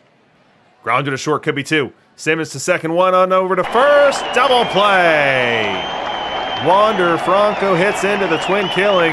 It goes Simmons to Robinson to Rose. And the leadoff man aboard is erased. We go bottom 4. Twitter Trolls still looking for their first base hit.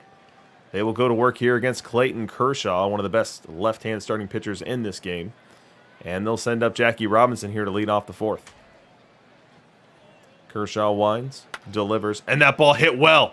Deep left field.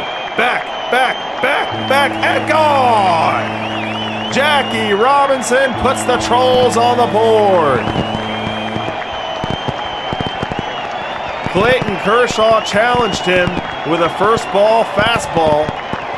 Jackie Robinson able to clear the hips, turn on that one, sends it deep into the Twitter night, breaks up the no-no, breaks up the shutout, and gives his Twitter Trolls a 1-0 advantage.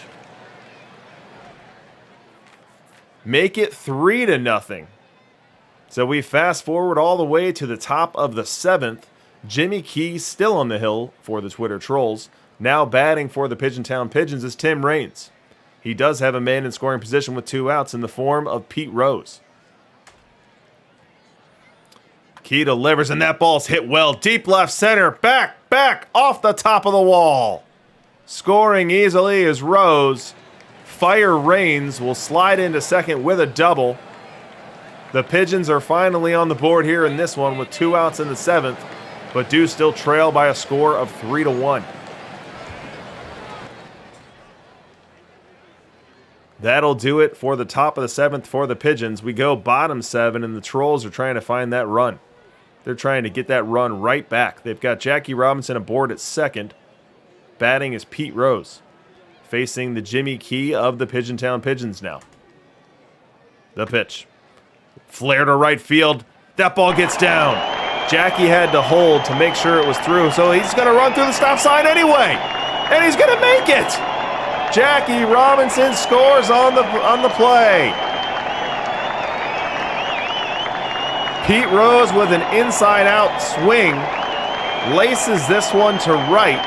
Jackie did not get a good jump on it. He had to make sure it was going to drop. He gets to third base. Third base coach has the stop sign for him, but he decided he was going to test the arm of Willie Keeler and test it successfully. Make it 4-1 Trolls. Advancing to second on the throw is Pete Rose. Make it 5-1 now. Another off-camera run as the Trolls extend their lead to 4. Jimmy Key now will face Dave Bancroft. Jimmy Key really logging innings in this one. The pitch to Bancroft, and he crushes this one. You can forget about it. Out of the stadium. Dave Bancroft sending a message with this 443-foot bomb. make it 5-2, and the Pigeons aren't done yet. Still top 8, Jimmy Key still in this game. He's got John Mcgraw aboard. He's facing Fire Willie Keeler. He's got him even in the count 2-2. One away, the pitch. Line drive, base hit, right field. Mcgraw gets to second. He won't stop there. Heads on over to third, beats the throw. And just like that, the Pigeons will send up the tying run to the plate with the meat of their order. Jimmy Key stays in this ball game. A lot of trust being showed by the Twitter trolls here, sticking with their follower in this one. Rose has a 2-0 advantage in the count. The pitch. Flare to left. Tim Raines in position. It's not deep. He'll make the grab. He's throwing home. Just bluffing the run is Mcgraw. He won't try to score. So an unproductive out off the bat of Rose. Runners stay at the corners. And now this inning ends with Wander Franco not able to come through. So we push forward. We go to the top of the 9th. And here we find Bill Campbell, closer for the Twitter trolls. Now, we did not know if the trolls would go to Campbell, given that he was right around 50% pitch fatigue heading into this game. They are going to him, which is going to wipe him out from availability tomorrow. But you can win tomorrow's game tomorrow. You need to win today's game today, and that's what they're trying to do. And Bill Campbell is 2 out of 3 outs of the way to getting a 3-1 series lead here for the Trolls. He's facing Jackie Robinson with 2 out and none aboard. Let's set up this one on the matchup analyzer, as it could be the last out of the game. Bill Campbell versus Wright.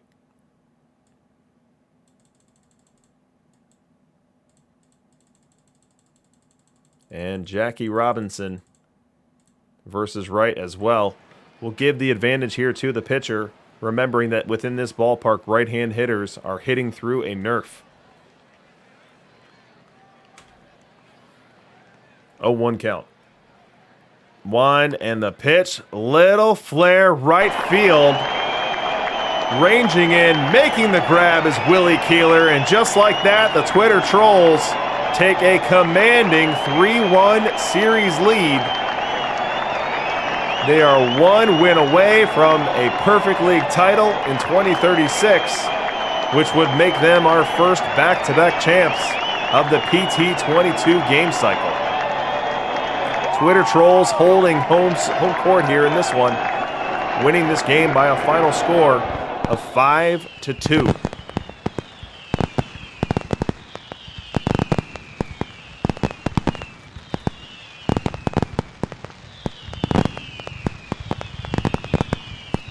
We go to the box score.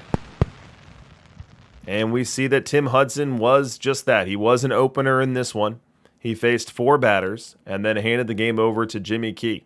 Now, Jimmy Key got a little hairy there towards the end of his appearance, but was able to get through innings 2 through 8. A 7-inning appearance, only giving up 2 earned runs against a tough lineup. And then Bill Campbell, continuing what has been a trend for his entire postseason, was absolutely lights out in the 9th. A perfect inning from a tired Campbell. On Pidge's side of the ledger, we had Clayton Kershaw, again, not with his best stuff here. 5 1/3. An error from Pete Rose put an additional run on the board. But Kershaw wasn't really in his dominant self form either. 7 base runners in 5 1/3 innings. 3 of them crossed the plate. He handed the keys over to Jimmy Key, and Jimmy Key let in another couple runs in this one. Cy Young ended up closing it out. From a box score perspective, we had a 3-hit game for Pidge's Rose. Just ups him to 235 on the postseason. And then for Twitter, a couple hitters registering 2-hit games. Jackie Robinson, one of them, scoring 2 runs and getting a ribby. Kurt Flood, the other. A run batted in for him as well. So Brent 3232, you should check out the opener lineups. Someone should have a YouTube video about this explaining how it works. I don't know that that exists, but opener follower is absolutely a mechanic within the game, and it's not all that complicated. So, either jump into the Discord, post a question if you want to learn more about it. You can DM me. I'm happy to explain it as well. But what he's using here is Tim Hudson as an opener and Jimmy Key as a follower, and it worked out just as intended. Just as intended. So the championship, the trophy will be in the room for this next Game 5. We're going to have Noodles Hahn for Pigeon Town, trying to force this series back to Pigeon Town. Whereas on the other side, Jerry Royce of the Twitter Trolls is going to try to do what he did in Game 1 of this series, pick up his second win, and pick up this second title for the Twitter Trolls in 2 weeks.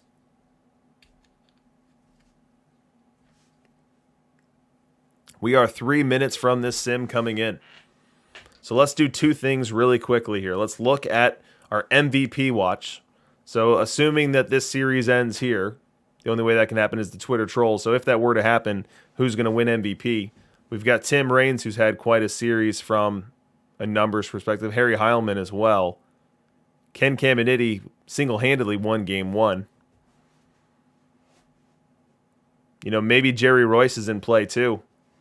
He picked up the win in Game 1. He could win Game 5 here. The other thing I want to do while we have a minute here is look at pitching. So what I'm showing you right now are the pitching leaders for starting pitchers. So these are these are the stats of these pitchers used as a true starter this week in Perfect Team, in Perfect League. So Jerry Royce, number 1. Jimmy Key, actually number 2. Now, I would not expect that to hold. I think his numbers are going to come down. I would place him beneath Kershaw and Glavine. But Jimmy Key putting up a very strong week.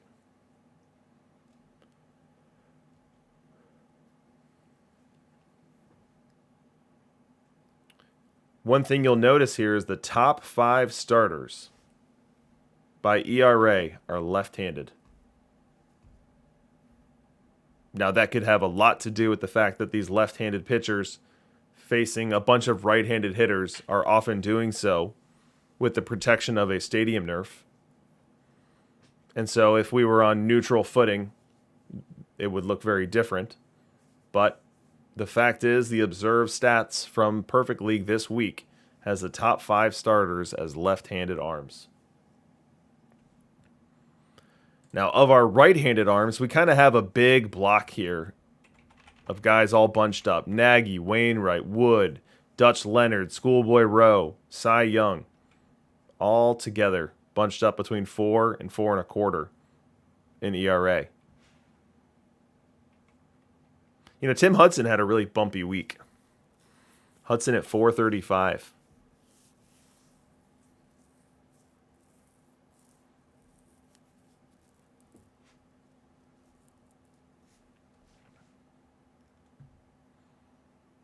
Yeah, so we can split this by left-handed and right-handed. So there's all your lefties.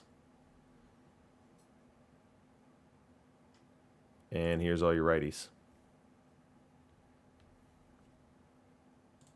Let's leave the realm of starting pitching and go to relief pitching. These were the most effective relievers in Perfect League. Glavine, actually, number 1. Nagy, 2. Wainwright, Cy Young. There's Bill Campbell. Clayton Kershaw. Joe Nathan. Strong week from Joe Nathan.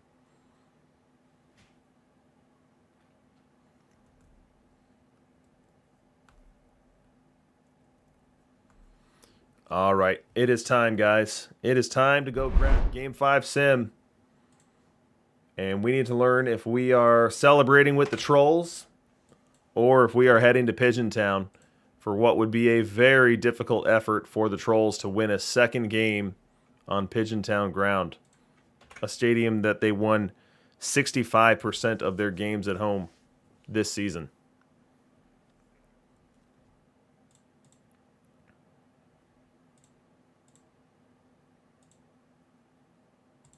The sim is in. Here we go. Fasten your seatbelts, everyone.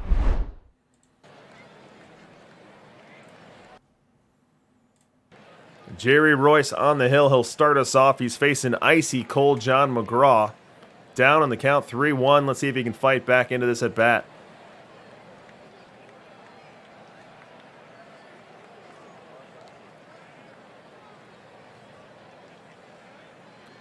Royce winds, delivers, and he walked him. A leadoff walk to John Mcgraw. An ominous start here for the Twitter trolls. Mcgraw finds his way to third base on a single from off the bat of Pete Rose. And now the Pigeons are in business. First and third, nobody out. Jackie Robinson to the plate. 2-0 count on Jackie, the pitch. Grounder to third, could be two. To second, one. To first, no throw. A fielder's choice scores the run. Retires Rose at second base. Jackie Robinson hustling down the line. There was no opportunity to turn two. He will stay aboard, and there will be one out here in the first. Bottom one. Twitter trolls trying to quickly strike back. They've got their leadoff man aboard in Tim Raines, and they've got Willie Keeler up.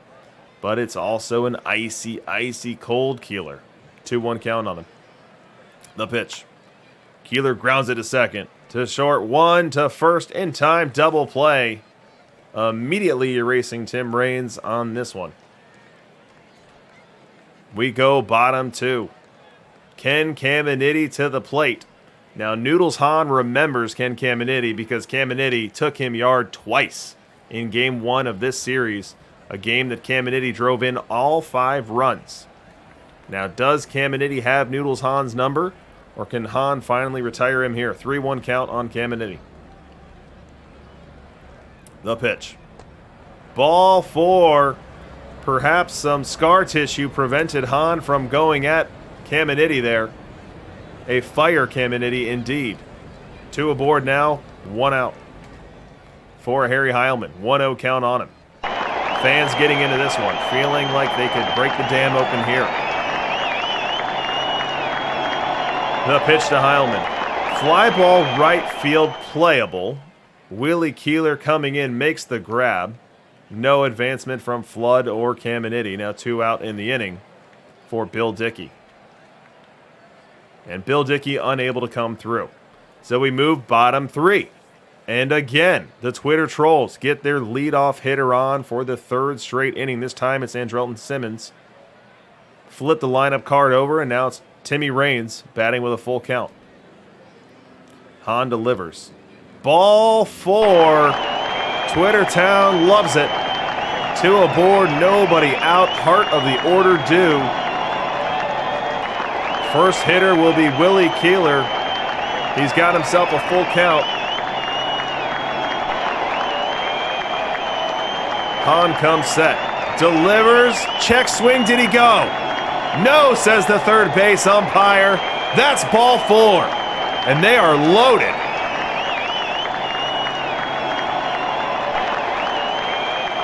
Now batting Jackie Robinson in a huge moment early in Game 5. Noodles Hahn struggling with his command. He has walked Raines, he's walked Keeler. And now Jackie sits in the captain's seat. Full count, the pitch. Ball 4! Noodles Hahn walks in a run. Walks in his 3rd straight batter. Will we see the Pigeon Town bullpen early? As Noodles Hahn not even closely resembling himself right now. Pete Rose, the next hitter. Noodles Hahn gets ahead of him, 0-2. Can he finish him off the pitch? Swing and a miss, strike 3. Big strikeout there for Noodles Hahn. Just what the doctor ordered with one of the more dangerous hitters in perfect team at the plate. That's the first out, but he is far from out of the woods yet, as he now has to face Curt Flood.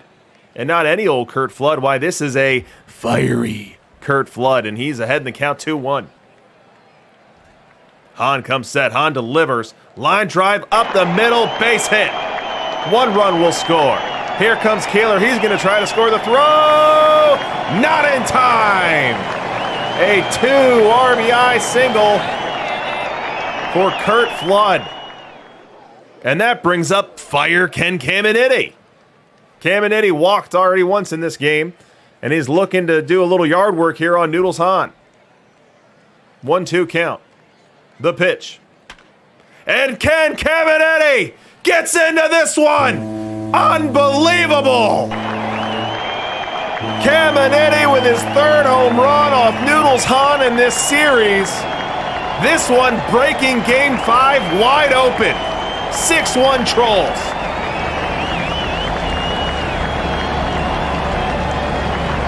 Unbelievable. Fireworks in Twittertown.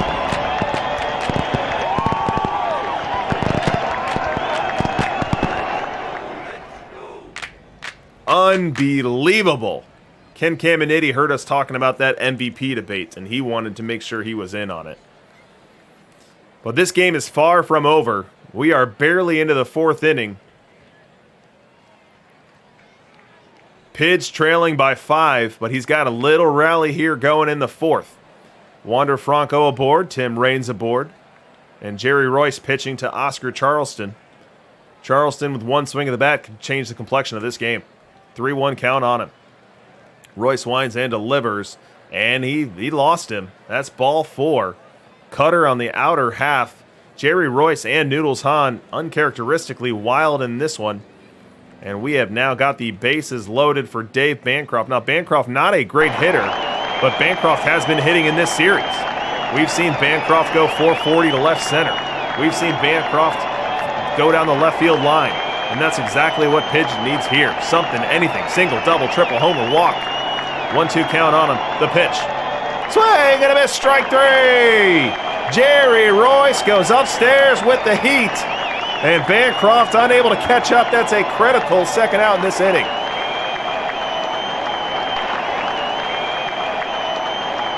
Now 1 out away from getting out of this bases loaded jam. He's got to get through Willie Keeler before he's out, and it's not any Willie Keeler. Why, of course, it's a fire Willie Keeler. Down on the count, 0-1. Royce delivers. Keeler crushes it. Deep right field. Going back is Keeler. He looks up, and you can't put it on the board. A grand slam home run for Pigeon Town Pigeons, Willie Keeler, and they are right back in this one. Oh, baby! 6-5 ball game. Just like that, some boo birds here in Twittertown as Pidge is crashing the party. Now he is still trailing in this one. We're in the 5th. Jerry Royce still in this game. Bullpen management going to be interesting here. This is a do-or-die game for Pidge. And it's a game that precedes an off day for the Twitter trolls if they were to lose. Will we see quicker hooks? Royce delivers to Jackie. It's blooped to second. That ball is going to get in. A little blooper into no man's land. Goes over the head of Jackie Robinson. And Pigeon Town Pigeons are right back in business here in the 5th. 2 aboard, nobody out for Wander Franco. Royce delivers to Franco. Bloop center. Flood coming in. He'll make the grab. That's 1 away.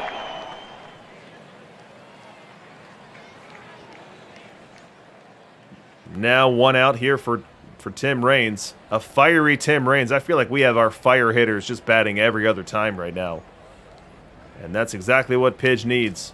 Needs a little fire off the bat of Tim Raines. Here's the pitch. Raines grounded to second. Tough play. Grabs it, throws to first as his only option, makes the play. Advancing to second is Robinson. Advancing to third is Rose. There's now 2 outs and runners at second and third with Oscar Charleston due up here in the 5th. Royce versus Charleston, big moment in this game.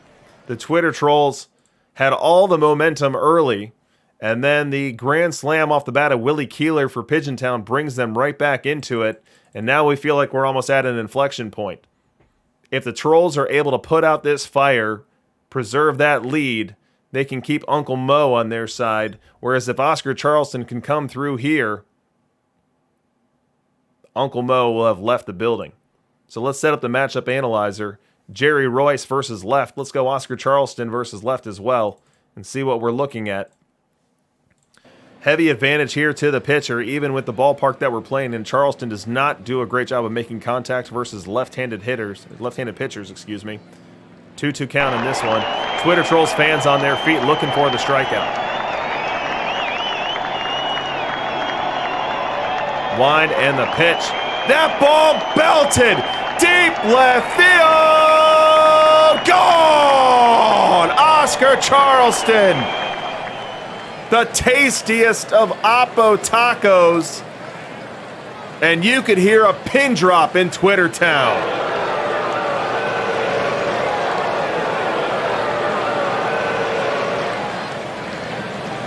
The Pigeons lead for the first time 8-6.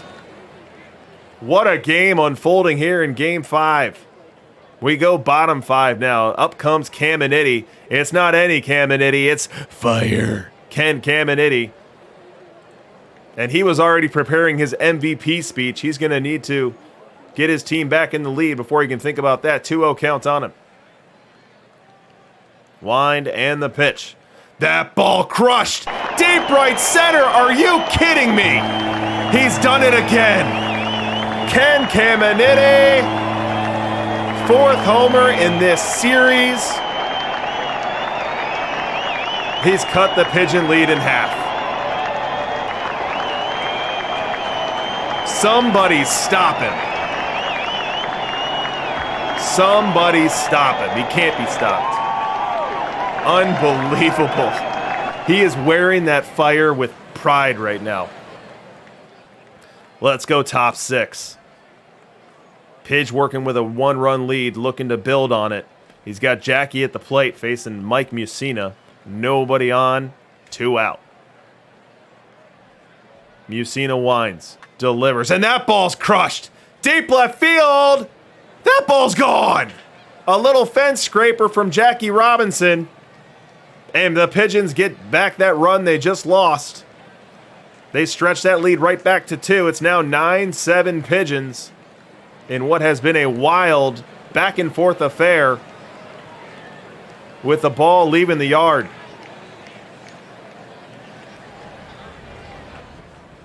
We go bottom 6. Trolls looking for 2.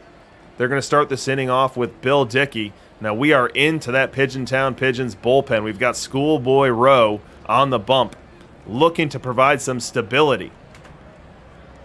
3-1 count the pitch, and that's not how you do it. That's a leadoff walk to Bill Dickey. Due up Andrelton Simmons. And Simmons is out of this game. So Simmons being removed for a pinch hitter. In comes George Sisler. Let's see what we can expect with George Sisler here.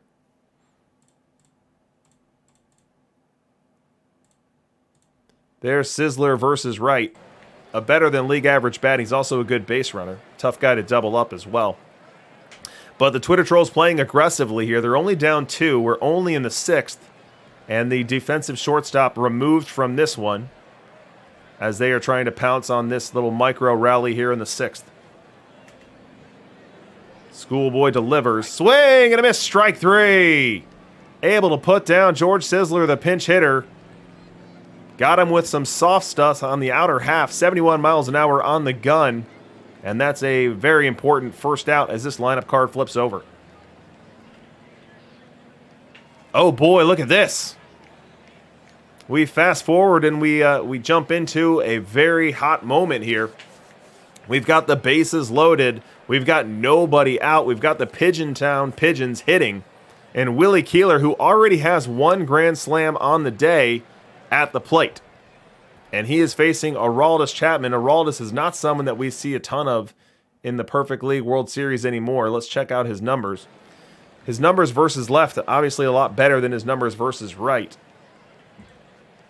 But he does struggle with the walks, and he's got a 3-ball count here with Keeler.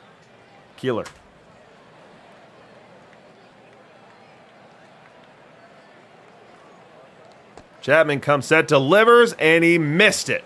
That's ball 4. A bases loaded RBI walk for Willie Keeler as Chapman misses the zone with off speed on the full count delivery. That's going to bring up Del Crandall.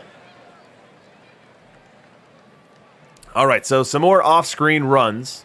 We've now got 12-8 ball game. And we've got the Twitter trolls now batting here in bottom 7 with 2 outs and 2 on. Bill Campbell into this game for the Pigeons. We know that Bill Campbell is a setup guy for the Pigeons. The Twitter Trolls fans on their feet, hoping for a little boom-boom magic here out of the bat of Bill Dickey. We looked at his numbers earlier. We see he's a better-than-league average hitter versus right-hand pitching. Put him in a ballpark like this one, where you're amplifying his over-the-fence power and his batting average, and he's only more so. Big moment in this game, the delivery, and that's ball 4. Bill Campbell loses Bill Dickey, and now he'll have to deal with Wander Franco representing the tying run. We've already seen 1 grand slam in this game. Could we dare see another? Campbell comes set, the delivery. Fly ball, center field, playable. Ranging over and making the grab is Oscar Charleston. That will end the 7th inning, end the threat. The Trolls will leave the bases loaded and leave this 7th inning still trailing by 4. Top 8 now. Mackenzie Gore into this game for the Trolls. He'll face Wander Franco to start off this inning.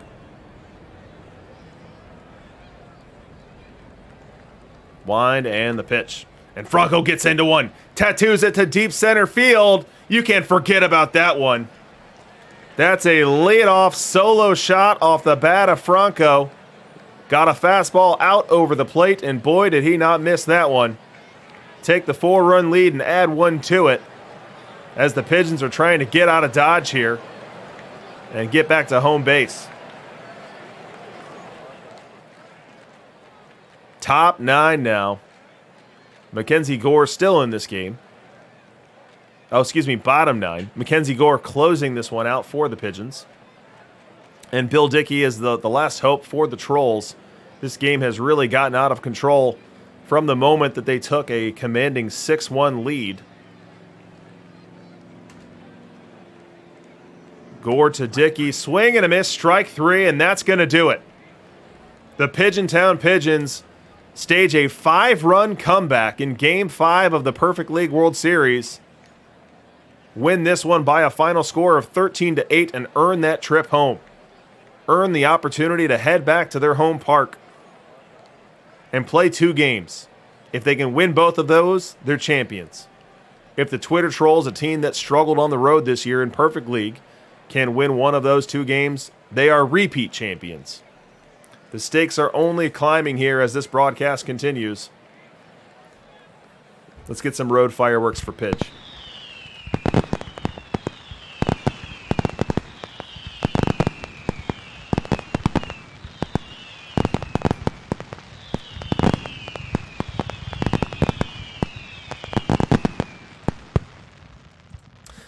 Let's take a look at this graphic box score.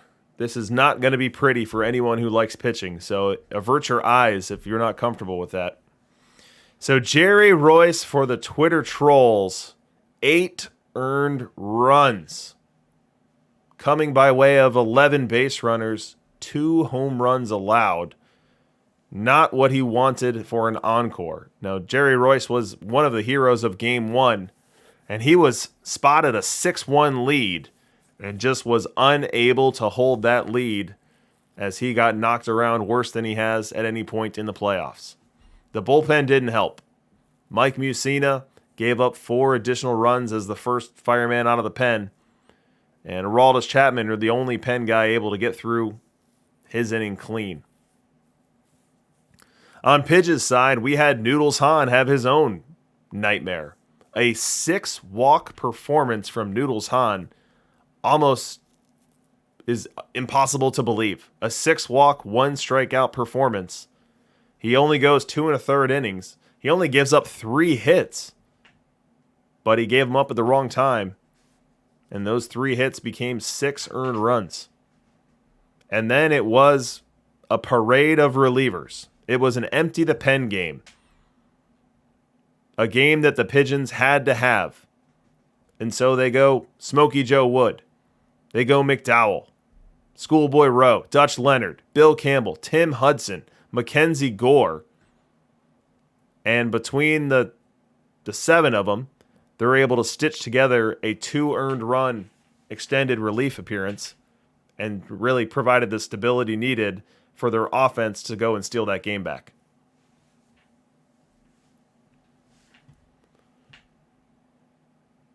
As we look at the crooked numbers in the box score, we have Ken Caminiti doing Ken Caminiti things. His second 2-home run game of the series. Only 4 RBIs in this one. And then on the Pigeon Town side, we had just about everybody getting 2 hits. Rose, Robinson, Franco, Charleston, Keeler. Keeler with the big hit being the grand slam. When the game was 6-1, and it felt as if it was going the way of the Twitter trolls, Willie Keeler changed that narrative. In a bases-loaded spot, he put one into the 3rd row and continued what has been a sparkling postseason for him. We see Willie Keeler batting .377 in the postseason with 5 homers, 18 RBI. And absolutely one of the heroes of Pigeon Town here tonight.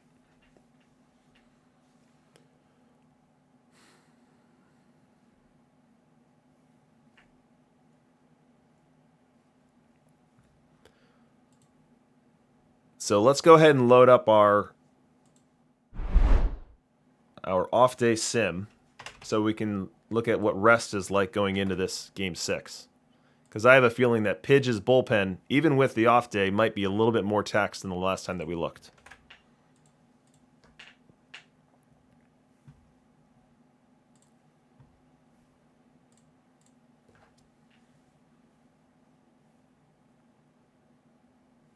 All right, we are back.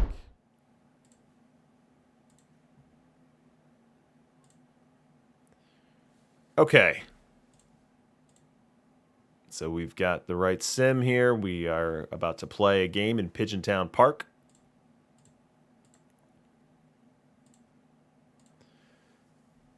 And here's what the bullpen looks like. It's really not bad. It's really not bad. You've got Bill Campbell and Schoolboy Rowe, questionable in terms of availability. Neither one of them all that important to the overall Pigeon Town bullpen machine. You've got Cy Young. You've got Mackenzie Gore, the 2 guys entrusted as stoppers ready to go. And you've got Tim Hudson, someone who logged 13 saves of the regular season ready to go as well. Hudson and Gore carrying the fire emote. Let's check out the Twitter trolls.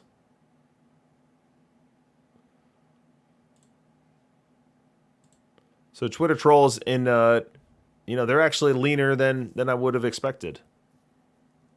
We've got Jimmy Key.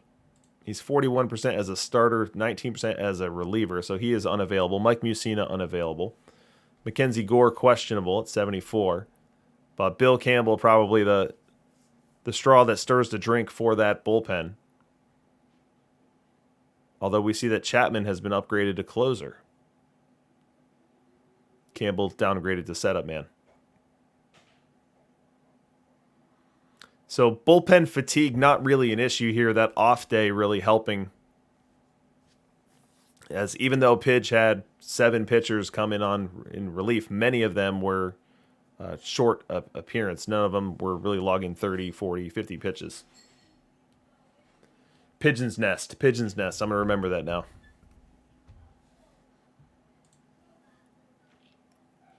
All right, we are 5 minutes from the sim. And we are expecting Clayton Kershaw for the Twitter trolls and Jerry Royce for the Pigeon Town Pigeons in 6. If we go to 7, if necessary, we are looking at Cy Young for the trolls against Tom Glavine for the Pigeons.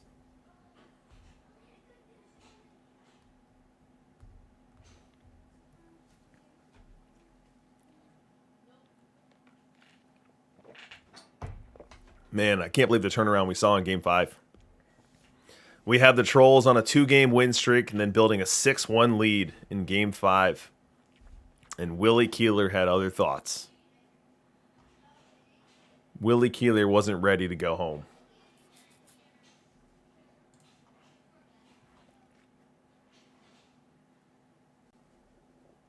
Maximeister, I will not be in Perfect League tomorrow because MacJax beat me in the World Series in DLL. So I will be in Diamond, my permanent home. But MacJax will be in Perfect League. And it's my fault that he's there. So you can blame me.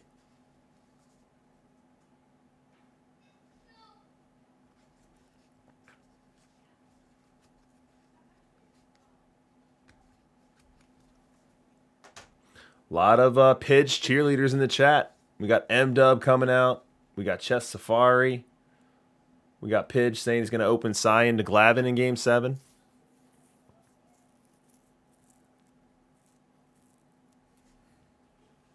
Yeah, we have seen one opener this series. I want to say it was Hudson. The Trolls opening Hudson into a lefty. Real Teddy O and High Desert Ace aligning with Team Pidge.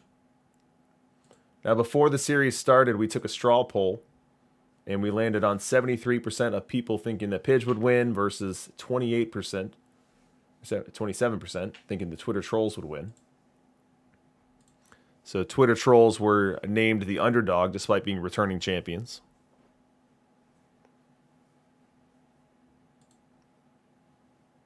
Hudson into Key. Pidge a better memory than me.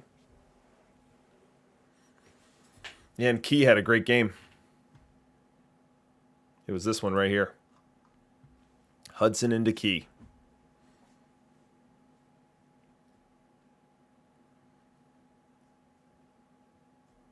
I should know this, but is that Key a tournament special edition, or is that part of one of the missions? This card right here. Is this a tourney SE, or is this a mission card? Mission.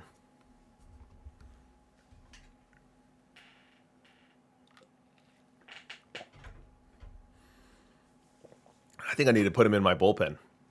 I've been looking for a lefty arm, and I like what I'm seeing in terms of his observed stats.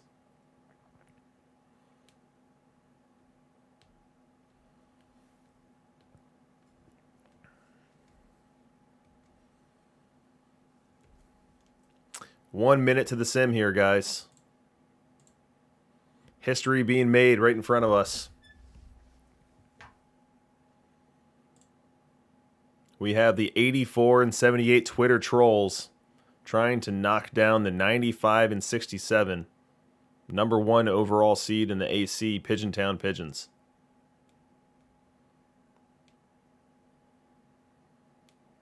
The Perfect League bullies that have been in the league for 6 weeks, 6 weeks in the playoffs. Never any less than 92 wins. And the underdog Twitter Trolls trying to stitch an 84-win regular season into a Perfect League World Series run.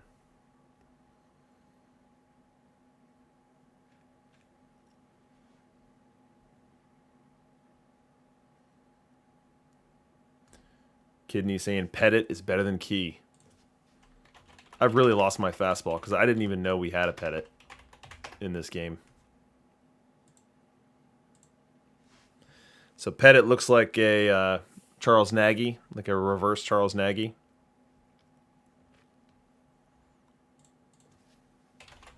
Let's compare the two.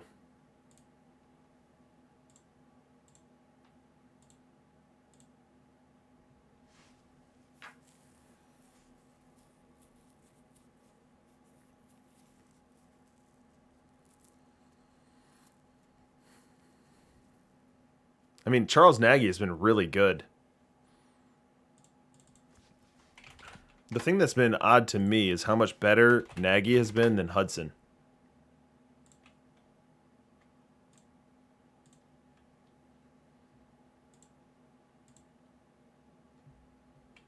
So they're both extreme ground ball. Nagy has better stamina. But other than that, Hudson is just better everywhere. Significantly better in movement, VR.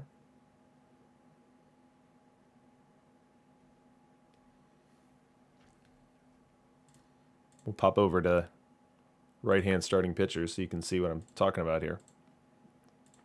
Yeah, so Nagy at 4.03 ERA, Tim Hudson at 4.35 this week.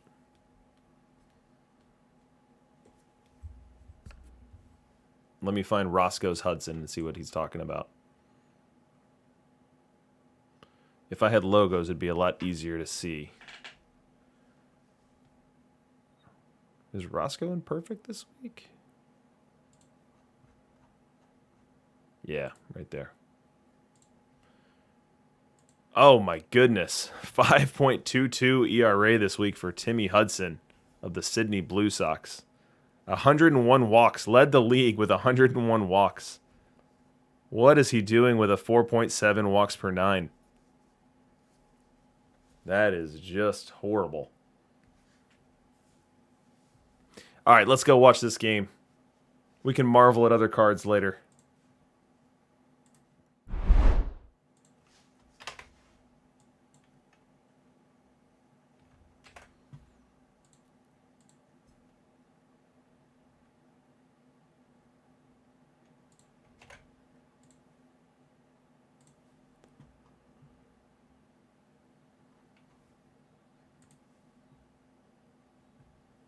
All right, let's see what we've got here. We have got Game 6 ready to go. What's going to happen? Will we be forcing a Game 7? Or will we be crowning a champion? Well, Pigeon Town's Jerry Royce wants to be delaying that inevitable. Wants to be delaying that trophy ceremony for at least one night here.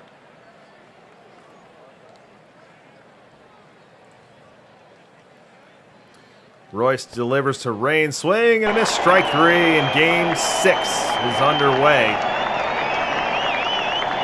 Pidge starts off in style with a Jerry Royce strikeout of Tim Raines. Now, very next batter, Willie Keeler. One and the pitch, and Keeler crushes this one. Deep right center, giving chase is Charleston. He looks up, and that ball is gone.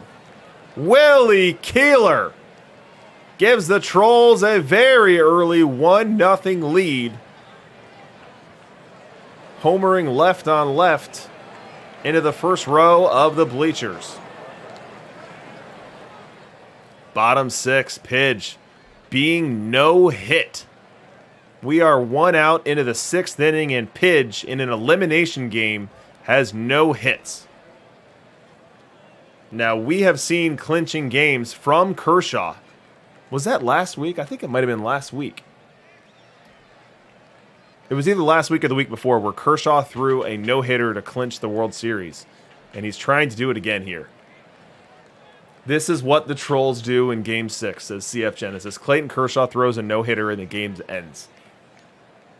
Wow, that would be something. Well, anyway, we got John Mcgraw at the plate here. 1-2 count on him.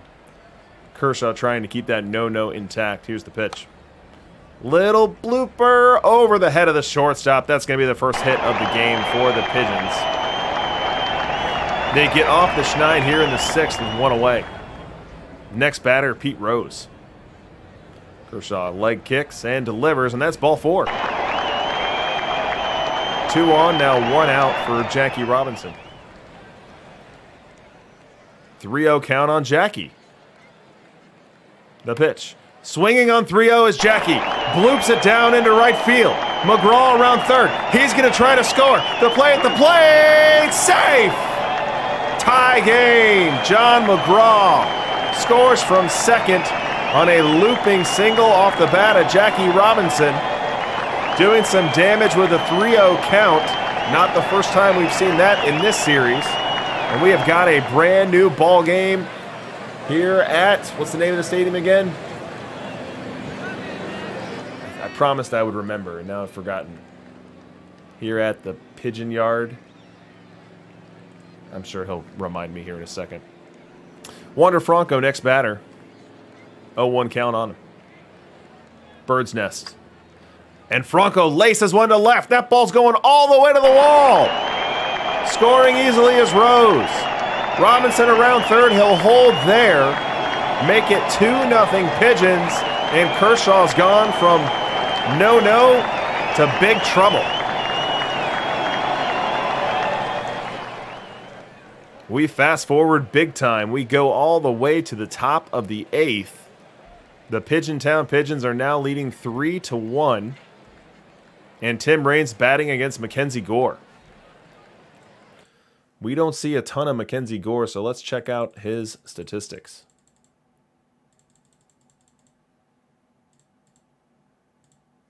Mackenzie Gore versus right. Timmy Raines versus left.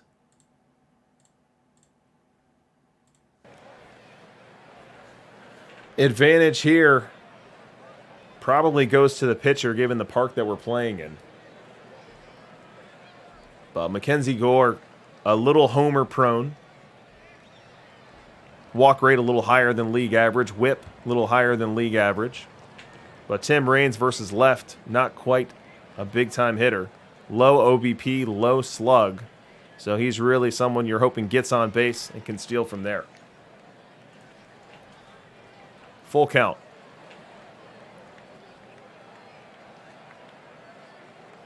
Wind and the pitch. Ball 4. Leadoff walk for the Twitter trolls. They are chasing 2 here in the 8th inning, and they've got a speedy base runner aboard. And the tying run now coming to the plate in the form of Willie Keeler. Now, Willie Keeler is subbed out. In comes Bobby Gritsch. So Willie Keeler out. In comes Bobby Gritsch. Now, Willie Keeler hit a home run earlier in this game. And he is being removed here for Bobby Gritsch. Now, Bobby Gritsch, we see his very limited sample size statistics in the bottom right corner. A 195 average, 319 OBP, 382 on the slug. But he's got himself way ahead in the count here, 3-0. That's ball 4. Bobby Gritsch works a 4-pitch walk. We've now got 2 aboard and nobody out.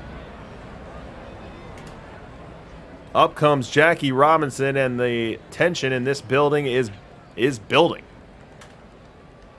The pitch to Jackie. Little bloop on the infield fly roll.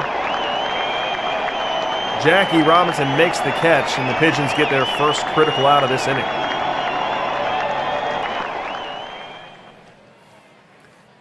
Pete Rose the next up. So out of this game goes Mackenzie Gore. Into this game comes Cy Young. So we've now got Cy Young coming on to be the fireman for this rally here for the Twitter trolls. And his first task is going to be to face Pete Rose. Now, you never really want to turn Pete Rose around. You don't want Pete Rose to be batting left-handed in this ballpark. So it's a little bit of a head-scratcher to make that swap out. But perhaps Mackenzie Gore was tiring. Perhaps they like the matchup here. As I load up our matchup analyzer for Pete Rose versus right. And Cy Young versus left. Advantage definitely to the hitter on this one. The pitch. He's going to try to steal third. The throw down. Not in time. Tim Raines catches Cy Young napping. Steals third base. Is now 90 feet away from cutting that lead in half. 1-2 count on Rose. The pitch. Swing and a miss. Strike 3. Cy Young able to get him swinging. Expanding the zone down is Pete Rose. Swinging at a heater out of the zone for an all-critical second out of this 8th inning. That's going to put this rally into the hands of Kurt Flood. And this is a great matchup here for the Pigeons. Right on right in a stadium where right-handed batters are nerfed. 1-2 count. The pitch. Swing and a miss. Strike 3. Cy Young gets out of trouble in the 8th. The Trolls strand 2, and we head to the bottom. Pigeons 3, Trolls 1. Bottom 8, Wander Franco batting. He'll face Smokey Joe Wood. 2 out, nobody on. Wind and the pitch, and that ball's hit well. Splitting the left center field gap. That's extra bases. Franco around first. He'll head to second. He's not stopping there. He's on his way to third. The throw from Flood, not in time. It's a 2-out triple for Wander Franco, representing a critical insurance run if he's able to score. He is not able to score. And now we move to the top of the ninth. Cy Young going to be working against Harry Heilman and Bill Dickey. He's already retired Ken Caminiti, Fire Caminiti, to start this inning. But let's get Harry Heilman ready to go. Harry Heilman versus Wright. That's not the right split there. I have Harry Heilman the pitcher. We need to go Harry Heilman the hitter.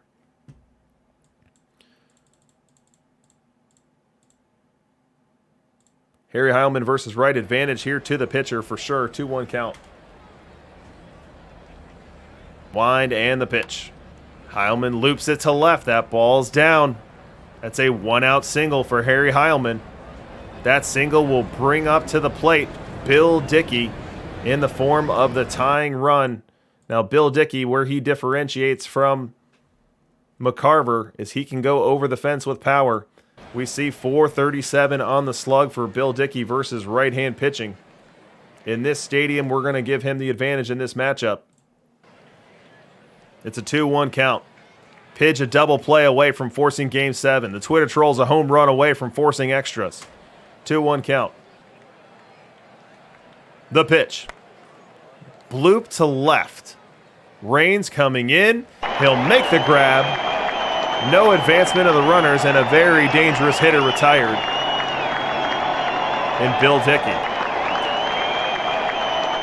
Now Cy Young 1 out away from forcing this to 7. His last challenge of the day is Wander Franco. Franco in this ballpark, a contact-oriented hitter. A tough customer indeed.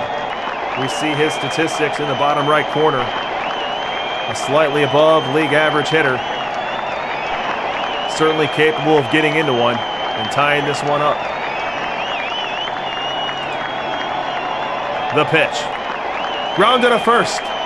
Picked up by Rose. Takes it to the bag. That will do it. The Pigeon Town Pigeons have won Game 6 and forced Game 7. They win this one by a final score of 3-1. A pitcher's duel after what was an absolutely insane Game 5 that was anything but. Let's check out the box score. Some extra fireworks for the home team.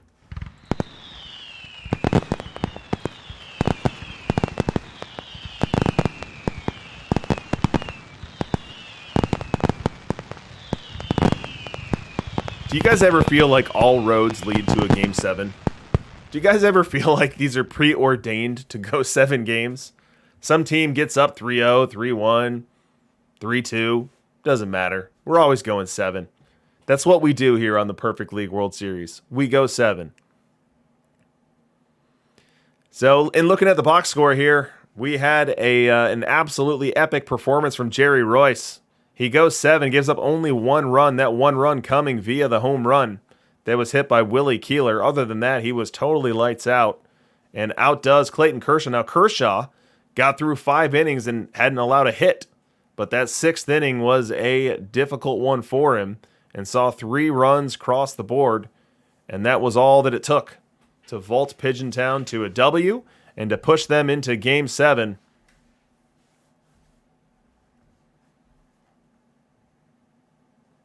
And we are 1 minute away, folks. We are 1 minute away from crowning either a repeat champion in the Twitter Trolls or a first-time, well-earned champion in the Pigeon Town Pigeons. Pidge has been competing for Perfect League titles for over a year. And this would be the culmination of that effort and the validation of all the hard work that's gone into it. Either outcome is going to be extremely notable. Let's see what we have.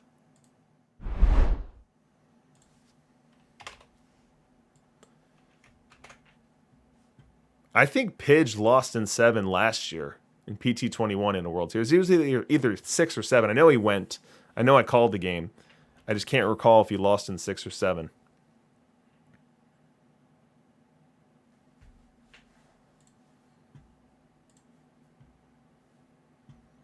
All right, let's see what we've got here. Oh, baby. Here we go, guys. I'm not even going to lie. If you could see it on the webcam, you would see that I've got literal goosebumps right now. I am such a nerd. I am literally jazzed about watching a Game 7 of a World Series for two teams that I have no rooting interest in. This is awesome. This game is incredible. All right, let's get this game started. Let's get it started. We've got Tom Glavine on the hill for the Pigeons. Home game. This is when heroes are made and legends are born. And Glavine will start this game off against Tim Raines.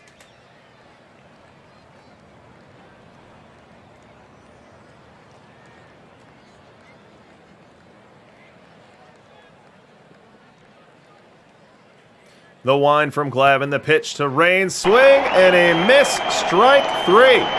Perhaps a good omen for the Pigeons. They start off Game 7 in style. We go top 2, and look who's at the plate, Pidge. Pidge, look who's at the plate. I mean, if you could actively coach, you would just put him on. Seeing Ken Caminiti on a highlight this series has just been a death knell for the Pigeons. Let's see what happens here. It's Glavine versus Caminiti. Caminiti sitting on 4 homers in the series, looking for number 5 here. Wind and the pitch. And that ball is belted deep to left. Ding dong, that pitch is dead. Ken Caminiti, 401 feet to left. Ken Caminiti. Unbelievable. A 5 home run World Series for Ken Caminiti. Every home run happening in a lefty cheese, righty nerf ballpark. Every home run coming from the right side of the plate. Cannot be stopped.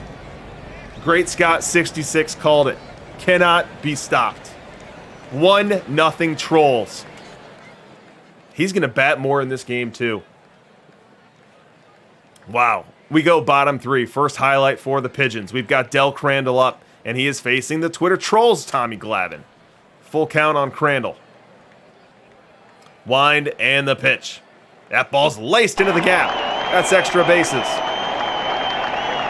Crandall on his way to second. He'll stop there. That's a leadoff double for Del Crandall.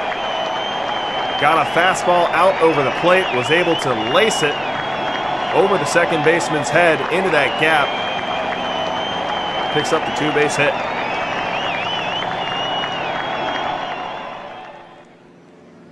Nothing doing in that inning. The leadoff double does not score. We go top 5 now. Twitter Trolls looking to add. They've got Bill Dickey aboard to lead off this inning, and Arky Vaughn now batting. 1-1 count on Arky, the pitch. He lines a base hit to right field. Bill Dickey got a great jump. He's going to try to go to third. He will without a throw. Runners at the corners now. Nobody out. And the Twitter Trolls 1, 2, and 3 hitters due.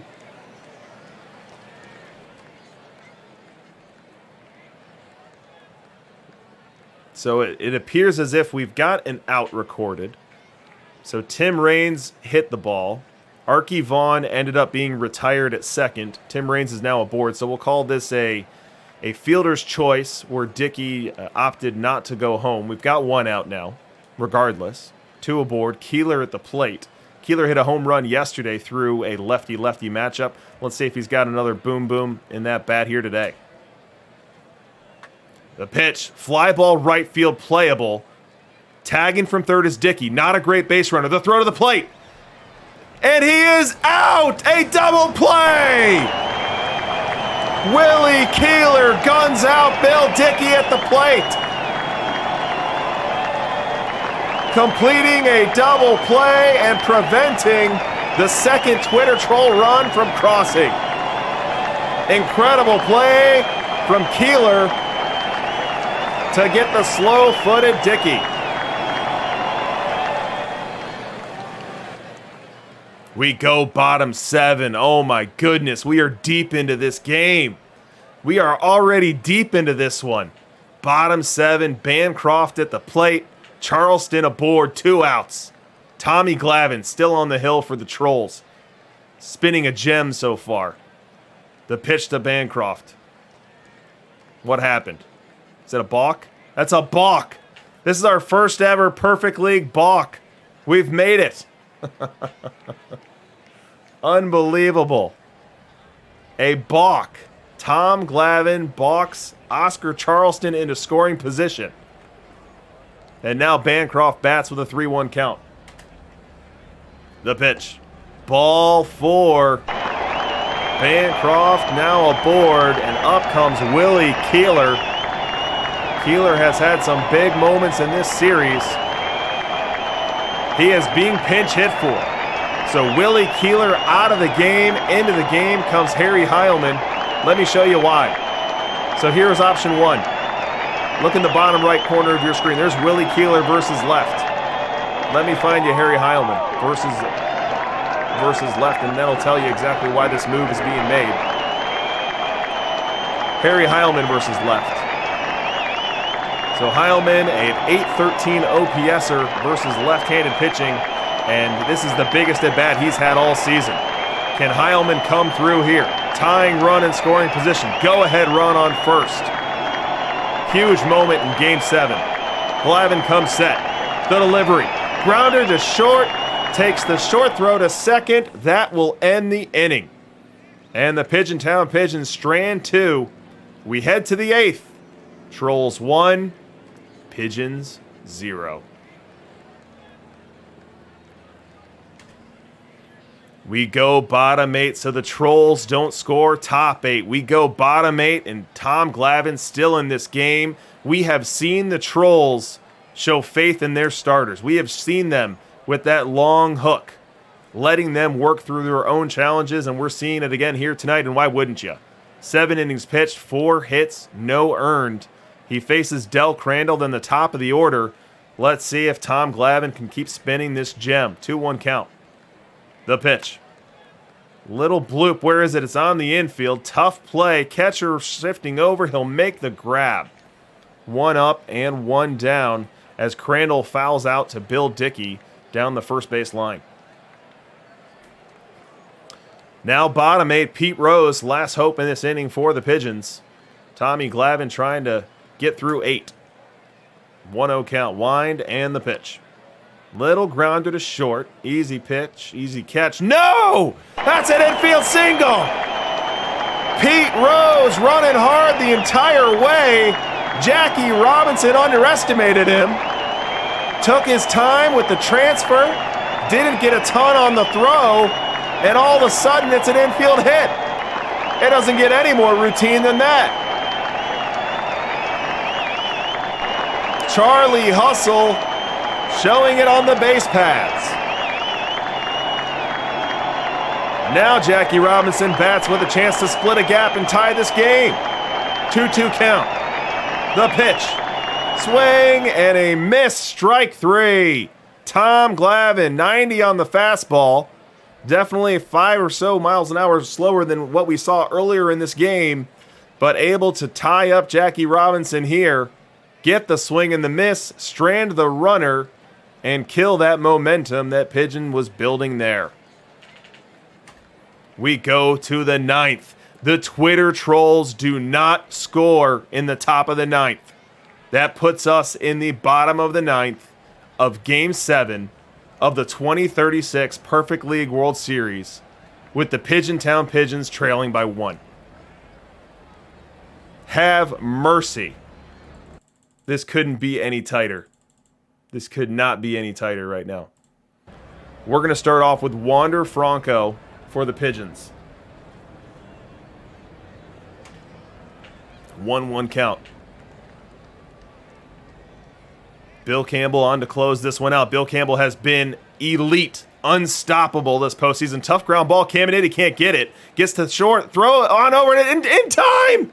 Unbelievable.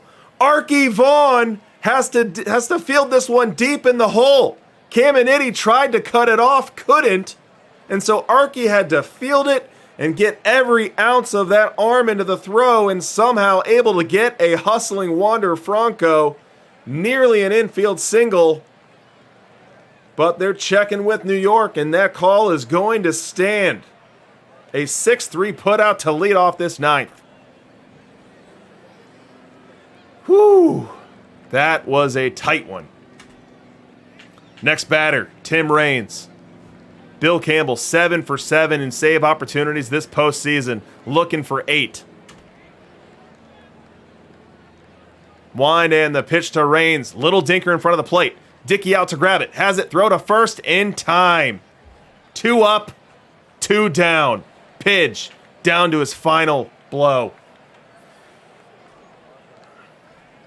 Oscar Charleston, the final hope for the Pigeon Town Pigeons. Now, I don't know that there's a ton more people that you'd rather have up in this spot than Oscar Charleston. Charleston is not a high OBP guy, but he is a high hopes guy. He's a high fly ball guy. He's a homer off of Bill Campbell guy, and that's what the Pigeons need right now. They need a little hope. They've got a quiet stadium here, and they need something to cheer for, and they are on out number 27, and they need to find it and find it in a quickness. 1-0 count to Charleston. Series on the line, the pitch.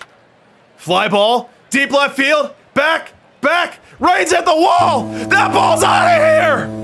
Oscar Charleston has tied this game with the most memorable Oppo Taco in Perfect League history.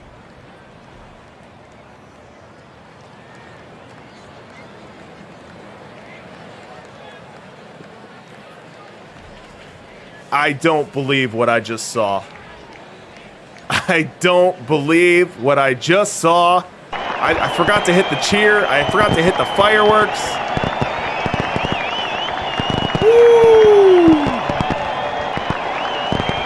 Tie ball game. The champagne was on ice. The locker room was wrapped up. The media was swarming. And Oscar Charleston said, nope, not yet. Not yet. We are still in the bottom of the ninth, guys. We are still in the bottom of the ninth, and they're showing us a Dave Bancroft at bat. Bill Campbell still on the hill, trying to push this now to extras. The pitch to Bancroft. Fly ball, deep right field. Keeler will make the grab. Bancroft hit it well off the bat, but didn't quite have the distance or the height. Whoo! Didn't miss it by much, and we are ticketing this one for extras. Wow, we go top 10, and it's only going to get spicier from here. This is not good for anyone on heart pills, heart medication right now. Breathe deeply. Get a paper bag if you need it. But we have got Jimmy Key into this game for the Pigeon Town Pigeons. Jimmy Key versus Wright, and this is a tough matchup for him. Harry Heilman, we know how deadly he is. And he is going to lead off this inning. Harry Heilman versus left. 0-2 count.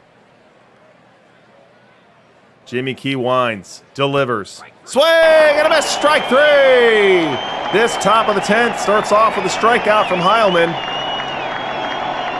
A good matchup for the hitter. Ends up in a swing and a miss on a fastball up in the zone. Now Bobby Gritsch up. So Wander Franco pinch hits for the Twitter trolls after Heilman strikes out. He gets out. And now Bobby Gritsch comes up, and he is pinch hitting. Twitter trolls emptying the bench here. 2-1 count.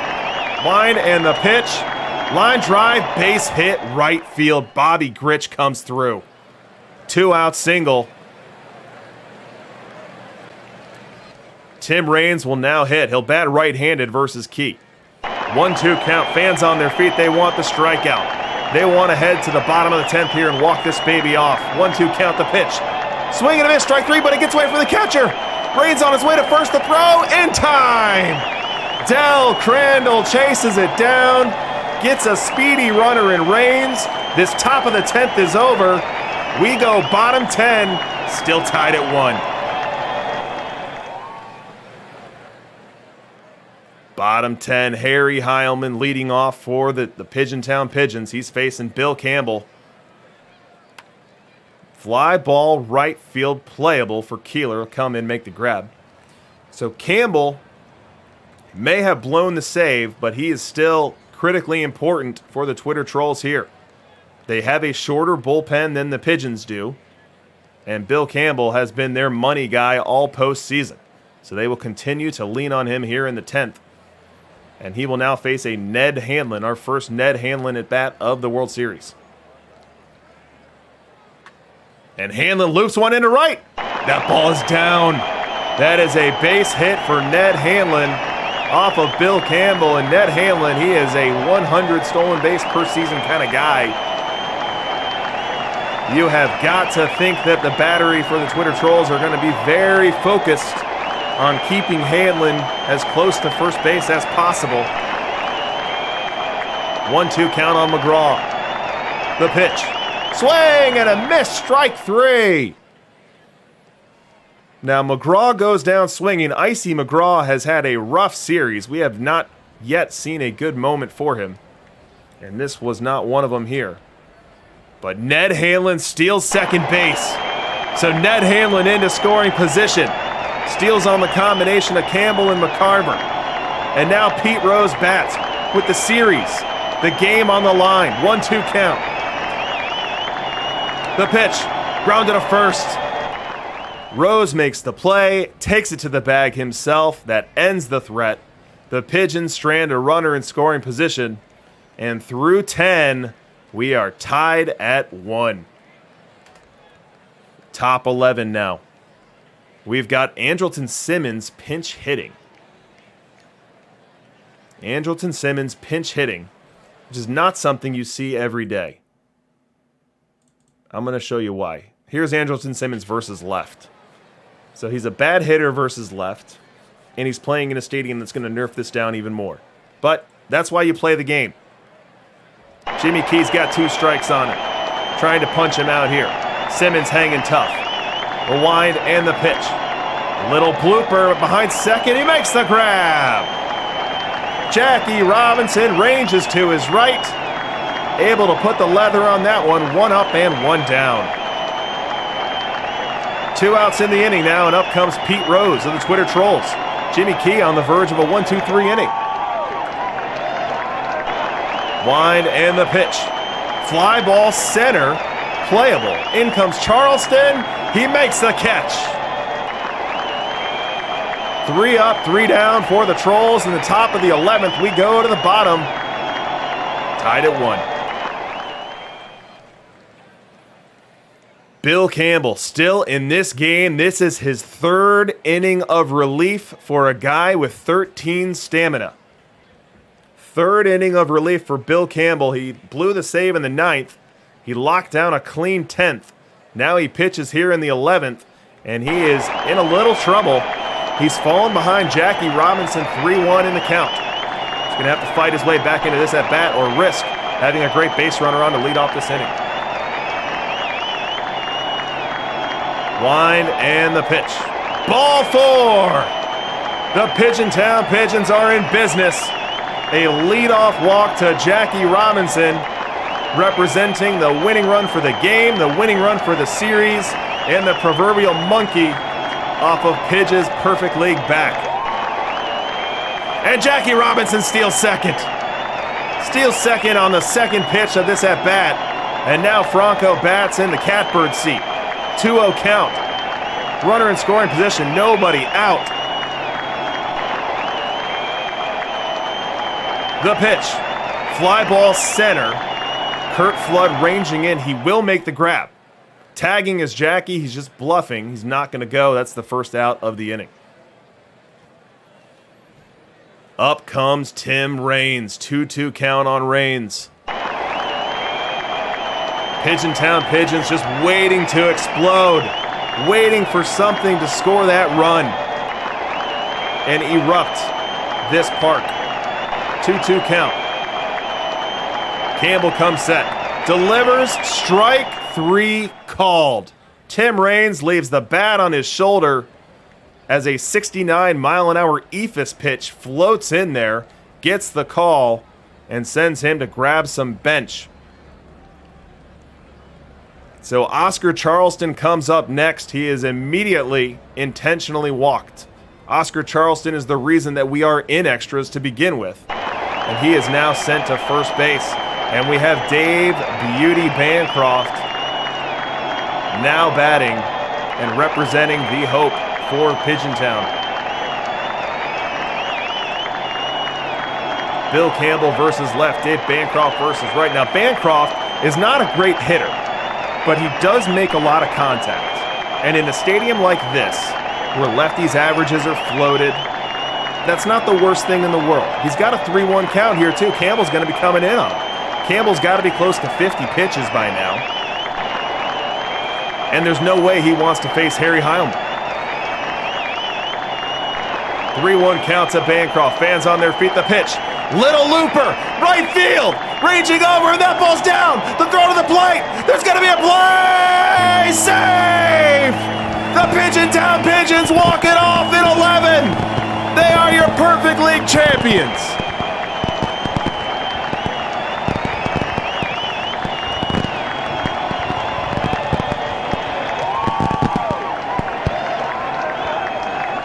Dave Bancroft cements his place in Pigeon lore as the hero in the 11th.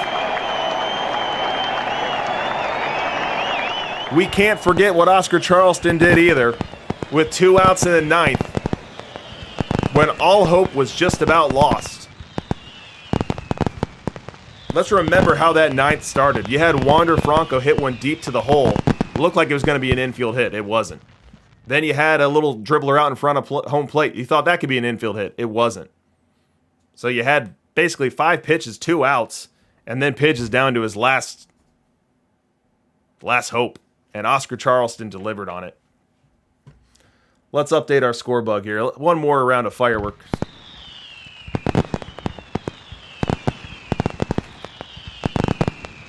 There it is, Pidge. Screen cap that. Save this one. I hope it warms your heart as much as I think it does. You earned it, buddy.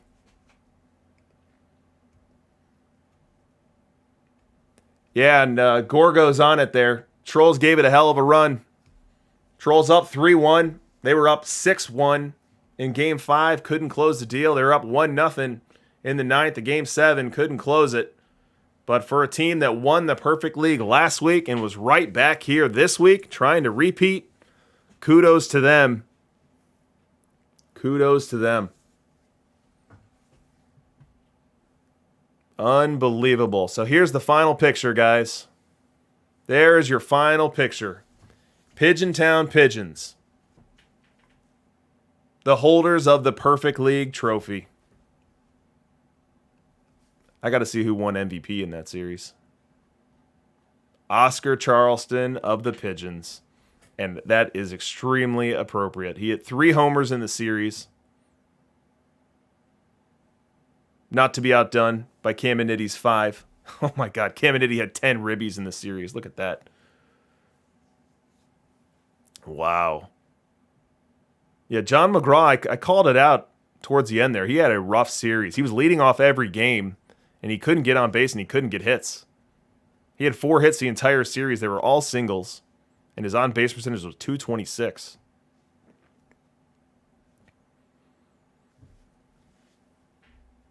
Well, that's going to do it, guys. That is going to do it for me. That is going to do it for this 2036 World Series. Congrats to Pidge. Congrats to the Twitter trolls. One heck of a World Series you guys just treated us to. So with that being said, it's DRC signing off. Thanks again for being part of the broadcast, and we will see you next week.